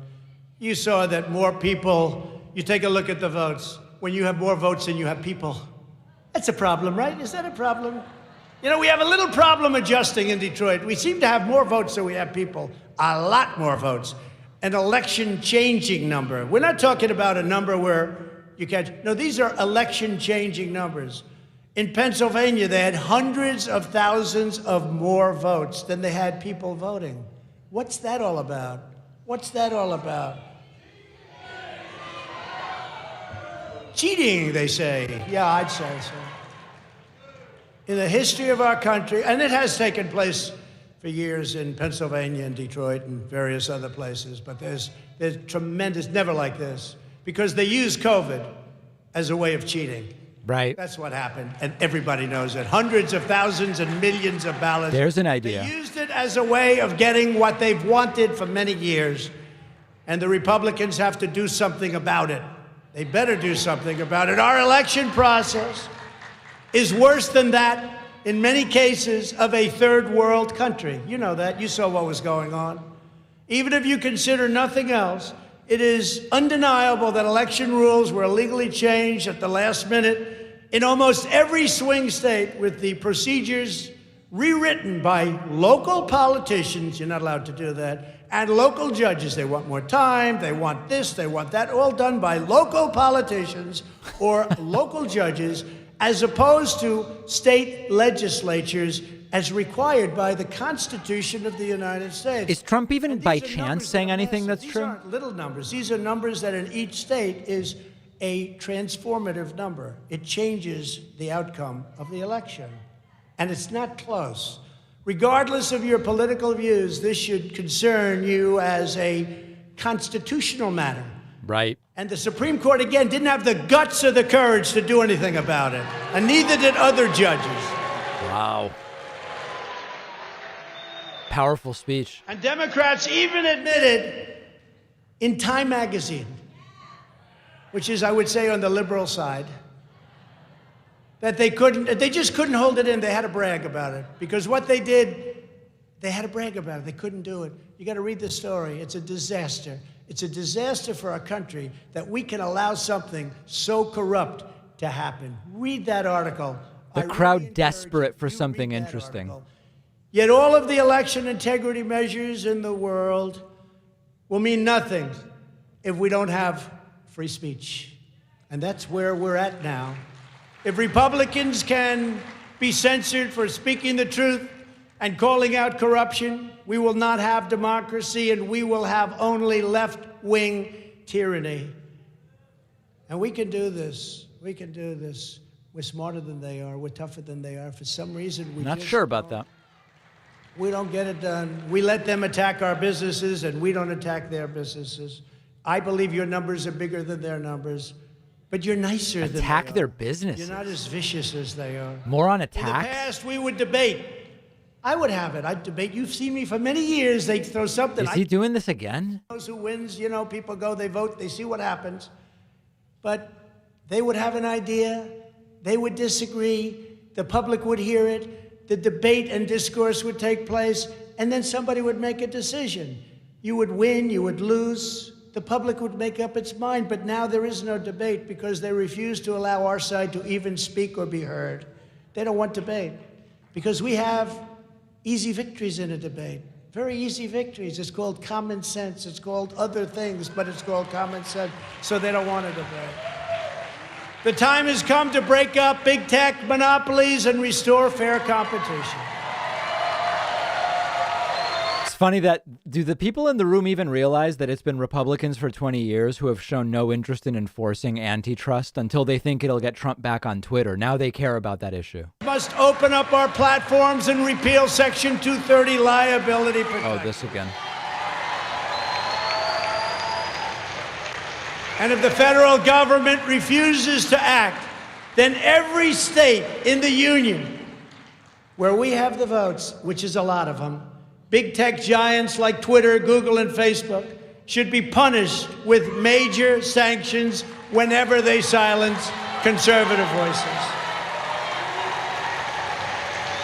Not if they ban liberal people, just conservatives. And Governor Ron DeSantis of Florida and in Texas and in other states are doing this. If they do what they're doing, Florida, and that legislation will pass, and Texas and others will have tremendous power to do what's right and what's fair. We have no time to waste. Nancy Pelosi and the Democrats in Congress are racing to pass a flagrantly unconstitutional attack on the First Amendment. Super fragrant, really something nasty that he wants to be done away with. It's a disaster. Their bill would drastically restrict political speech, empower the federal government to shut down dissent, and turn the Federal Election Commission into a partisan political weapon. In addition, it virtually eliminates voter ID requirements nationwide, effectively ends all registration deadlines. Can you believe this? Requires states to give ballots to felons, automatically registers every welfare recipient to vote, and puts unaccountable, unelected bureaucrats in charge of drawing congressional districts. That's going to be a lot of fun. This monster must be stopped. It cannot be allowed to pass. Now more than ever is the time for tough, strong, and energetic Republican leaders who have spines of steel. We need strong leadership. We cannot have leaders who show more passion for condemning their fellow Americans than they have ever shown for standing up to Democrats, the media, and the radicals who want to turn America into a socialist country. And who are they again? Socialists like Joe Biden, who's like, I guess I want a $15 minimum wage. Thanks, Michelle, for the membership. Instead of attacking me and, more importantly, the voters of our movement, top establishment Republicans in Washington should be spending their energy in opposing Biden, Pelosi, Schumer, and the Democrats. Right. I've said to some of them, I said, you know, during the Obama years and now during Biden, if you spent the same energy on attacking them, you'd actually be successful, as you do on attacking me in many cases. The Democrats don't have grandstanders like Mitt Romney, Little Ben Sass, Richard Burr, Bill Cassidy, Susan Collins, Lisa Murkowski. Here he goes. Brutal attack on Republicans. Beautiful hype train happening. I see and it. In the House, Tom Rice, South Carolina. Liz Cheney. Adam Kinzinger, Trump taking Dan Republican Newhouse. names. Anthony Gonzalez, that's another beauty. Fred Upton, Jamie Herrera Butler, Peter Meyer, John Katko, David Valadeo, and of course the warmonger, a person that loves seeing our troops fighting, Liz Cheney. How about that? Boo! This is great. We want them fighting. The good news is, in her state, she's been censured, and in her state, her poll numbers have dropped faster than any human being I've ever seen. Huge polls. So hopefully they'll get rid of her with the next election. Get rid of them all. Democrats are vicious. Remember this, it's true. Democrats are vicious. He said evil. Well, there is evil there. But they're vicious, they're smart, and they do one thing. Got to hand it to them. They always stick together. You don't have Mitt Romneys in the group. They always stick together. Fortunately, for the Republican Party, the Democrats have horrible policies like open borders, sanctuary cities, defunding the police, and the ridiculous, totally ridiculous, Green New Deal. So they stick together, they're smart, they're vicious. He seems to be really out of control right now. Their policies are no good. So hence we have, congratulations, the Republican Party.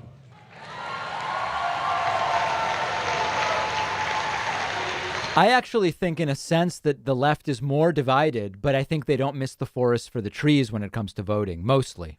No, their policies are horrible. Think of it. Defund the police. How did that work out? But if Republicans Nobody did it. do not stick together, the rhinos that we're surrounded with will destroy Surrounded the by Republican rhinos. Party and the American worker, and will destroy our country itself. The rhinos, you know, Republican in name only. But the Republican Party is united. The only division is between a handful of Washington, D.C. establishment political hacks and everybody else all over the country. I think we have tremendous unity. When you look at the crowds outside that want your seat so badly, they will take your seat in 2 seconds. They want your seat. Congratulations. Congratulations on getting in, by the way. I'm very proud. And that's why I'm announcing that I will be actively working to elect strong, tough, and smart Republican leaders. There it is. He says he's not going away. The hype train continues on Twitch.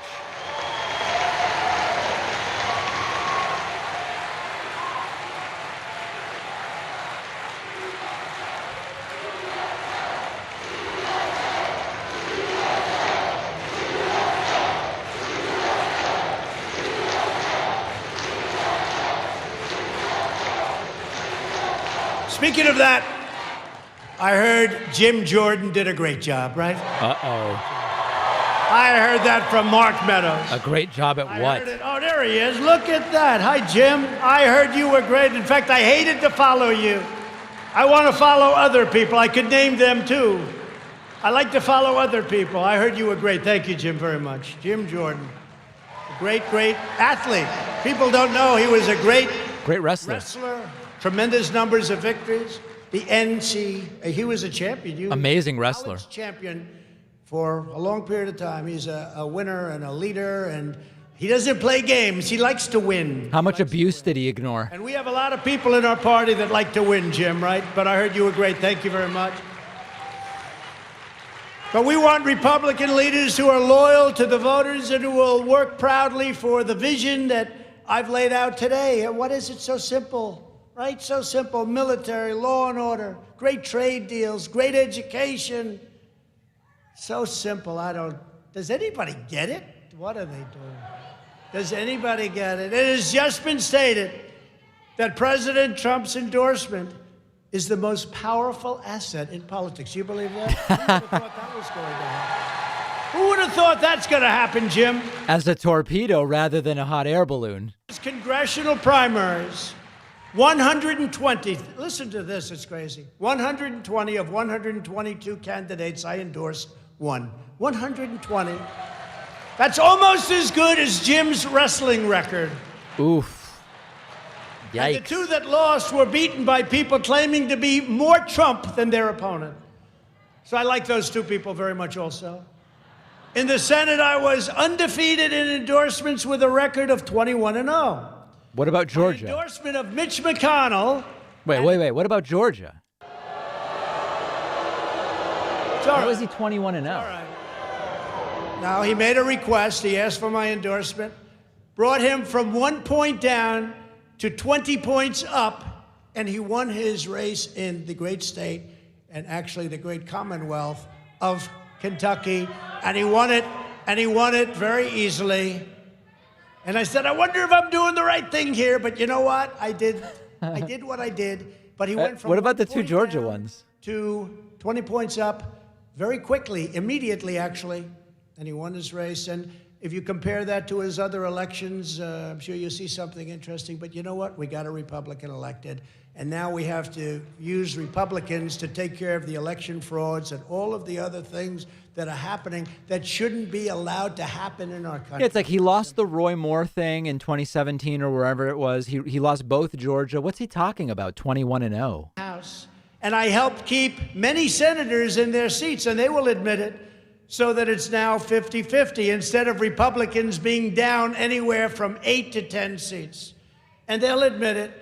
We'd It's like be an down allergy 8 to the 10 truth. seats if I didn't campaign. We held rallies for some of the senators that were down, and nobody talks about that. Nobody wants to talk. The press doesn't talk about it.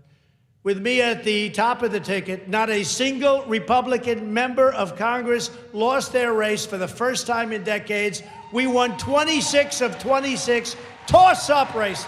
Toss-up.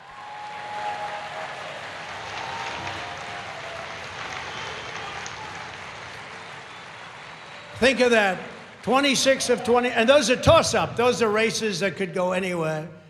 We were expected to lose 25 seats, and instead we won 15 seats and almost, why couldn't we have done a couple of more? Almost cost Crazy Nancy her job. We'll do that. It's crazy how much victory he's claiming, given that he lost the House for Republicans in 2018, lost himself, as well as losing the Senate for Republicans in 2020. Almost 1.5 million more votes than all of the Republican House candidates combined. So how the hell is it possible that we lost? It's not possible. Right. I got more votes. I got more, which is me. When I say I, I'm talking about we. We got more votes than any incumbent president in the history of our country. Almost 75 million votes. Right. But not as many as Joe Biden. And that doesn't include the votes and ballots they threw out, okay? If you include them, you'll see numbers that are much different. We did even better in the second election than we did in the first. You know, I won the first, and we won the second. How is it better to lose? Sort of strange, right? How did you do? Well, we did much better the second time. Oh, you did? Really? What a disgrace. What a disgrace to our country. I got over 11 million, very close to 12 million more votes than we got in 2016. And I was told by John McLaughlin that the great pollster, that if you get to, we had 63 in 2016, 63 million. Sir, if you get to 66 million, you have it made. We got to almost 75 million, then what the hell happened? The pollster What happened? was wrong. What For happened? how much Trump talks about how terrible pollsters are, now he's saying, a pollster told me something and they weren't right. 3:02 in the morning. What happened?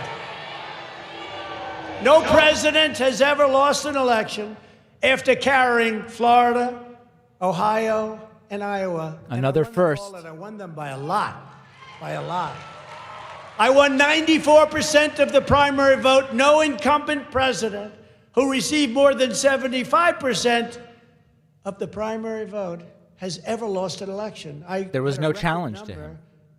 And no president has ever, and we're talking about a much lower number than we got, has ever lost an election. Thanks to my coattails. You guys following this? We have to have a sense of humor. Thanks to my coattails, Democrats failed to flip a single state legislature, think of it, or a legislative chamber, because Republicans came out to vote for me. Now, they say it differently. The press, the fake news spins it differently. I don't know what he's talking about, guys. Despite how well they did, Trump didn't win. That's such a lie.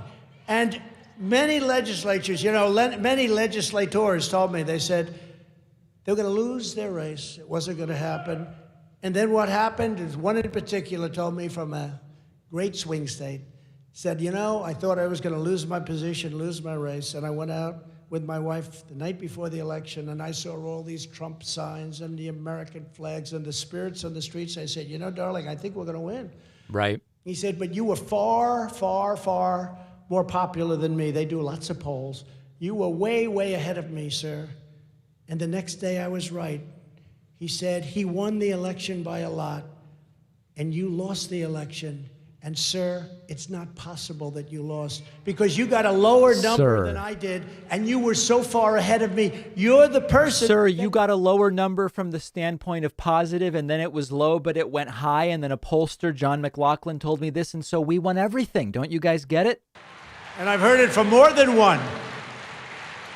And in November, 18 of 19 bellwether counties, you heard about the bellwether counties?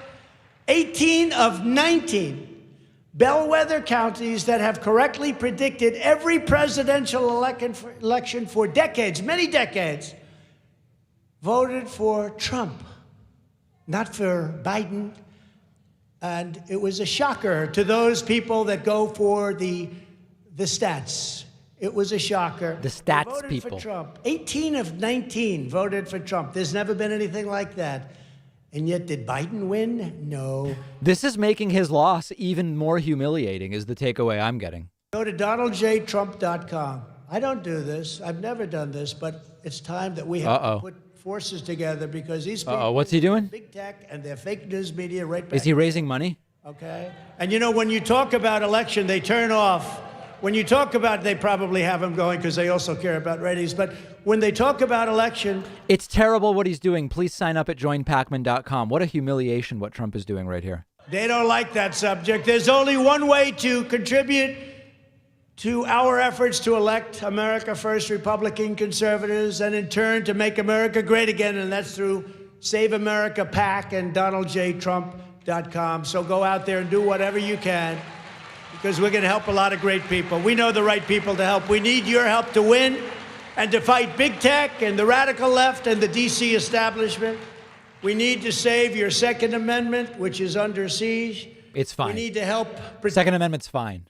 For our great vets, and that's what we're doing. As we discussed earlier, Trump pumping Tune stock. The survival of America as we know it. This is a struggle. This is a terrible, terrible, painful struggle. The path ahead will not be easy, but we will win. We are going to win. Ultimately, we always win. And when we do, history will show that this was the moment. People heading for the exits. Given up, when we could have despaired, but instead we chose to keep on pushing forward. The greater the challenge and tougher the task, the more determined we must be to pull through to triumph. We have to have triumph. We have to have victory. With the talent and dedication of everyone here today, and you have tremendous, not only dedication. So who thinks there will be YMCA after? Who thinks there will not? I'm not going to play it, so if we hear it, it'll be legit. We will go on to victory. We will summon the spirit of generations of American patriots before us, like those heroes who crossed the Delaware, conquered the Rockies, stormed the beaches, won the battles, and tamed the unknown frontiers. We will persist and we will prevail. We're tougher than they are. We're stronger than they are. Together in the coming years, we will carry forward the torch of American liberty. We will lead the conservative movement and the Republican Party back to a totally conclusive victory, and we've had tremendous victories. Don't ever forget it. With your help, we will take back the House. We will win the Senate, and then a Republican president will make a triumphant return to the White House, and I wonder who that will be. With your help, we'll win back all of the things I lost for you over the last 2 years by doing the exact same thing somehow. Who will that be? I wonder.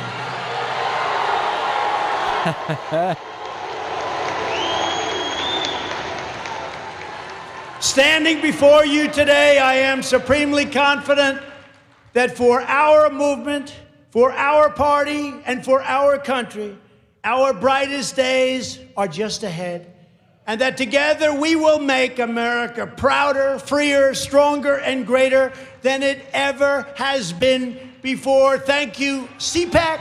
God bless you, and God bless America. Thank you all. Thank you. There it is. Whoever took the yes on YMCA coming out ahead.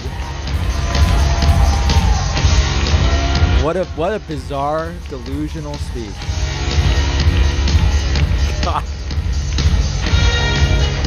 Will he dance, I guess, is the next question. A strange speech, meandering at times.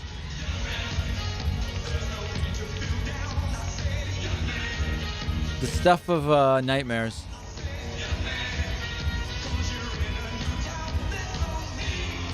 Absolutely no connection to reality. It looks like he will exit with no dancing, just the fist pump. Just kind of wandering off stage. Man. What an embarrassment. The audio problems continue to plague CPAC. Certainly conceivable Antifa was able to take over the audio systems and make it sound terrible, like a school assembly. Looks like now the dance party will be starting. Man, what an event. I was actually hold on, let me turn this down for us. I was starting to prepare my remarks tomorrow for tomorrow's show about CPAC, and I was making a comparison to a Comic-Con, but I realized, at Comic-Con, I don't want to make fun of Comic-Con. At Comic-Con, you would have interesting sci-fi writers and people who conceive of, various programs that would have interesting things to say, and I think there's much more of value, actually, at a Comic-Con than I've never been to one, but I don't want to denigrate Comic-Con in order to make a joke, so I'll make that clarification tomorrow. Dear God, look at this. What has happened to this country? MAGA cowboy hat guy really loving the Village People. A lot of bowl cuts I'm noticing. I didn't know the bowl cut I thought was out.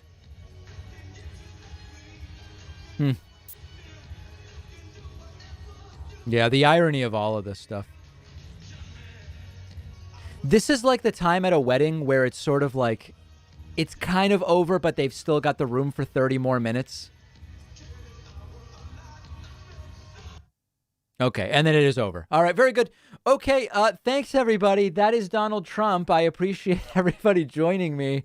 In all seriousness, I can't thank you enough. I do want to say thanks to Jennifer Faison, who just signed up on my website, and that's a beautiful thing. Make sure to subscribe free on YouTube. Make sure that you are following on Twitch. Let's raid somebody on Twitch. Who? Let's raid... Oh, nobody's really... Oh, let's raid Anna Rudolph. We have way more people than she has watching right now. She's been a friend to the show. I think she will very much appreciate several thousand people coming in. So we will raid Anna Rudolph on Twitch. I hope you will come with me, and we'll be back this week with so much more. All right? Thanks, everybody. Very, very exciting stuff. If there is anything satirized and remixed, it is Trump talking about massive dumps. And by the way, extra points, if you can sample Trump saying massive dumps and me talking about it in a song, please do it.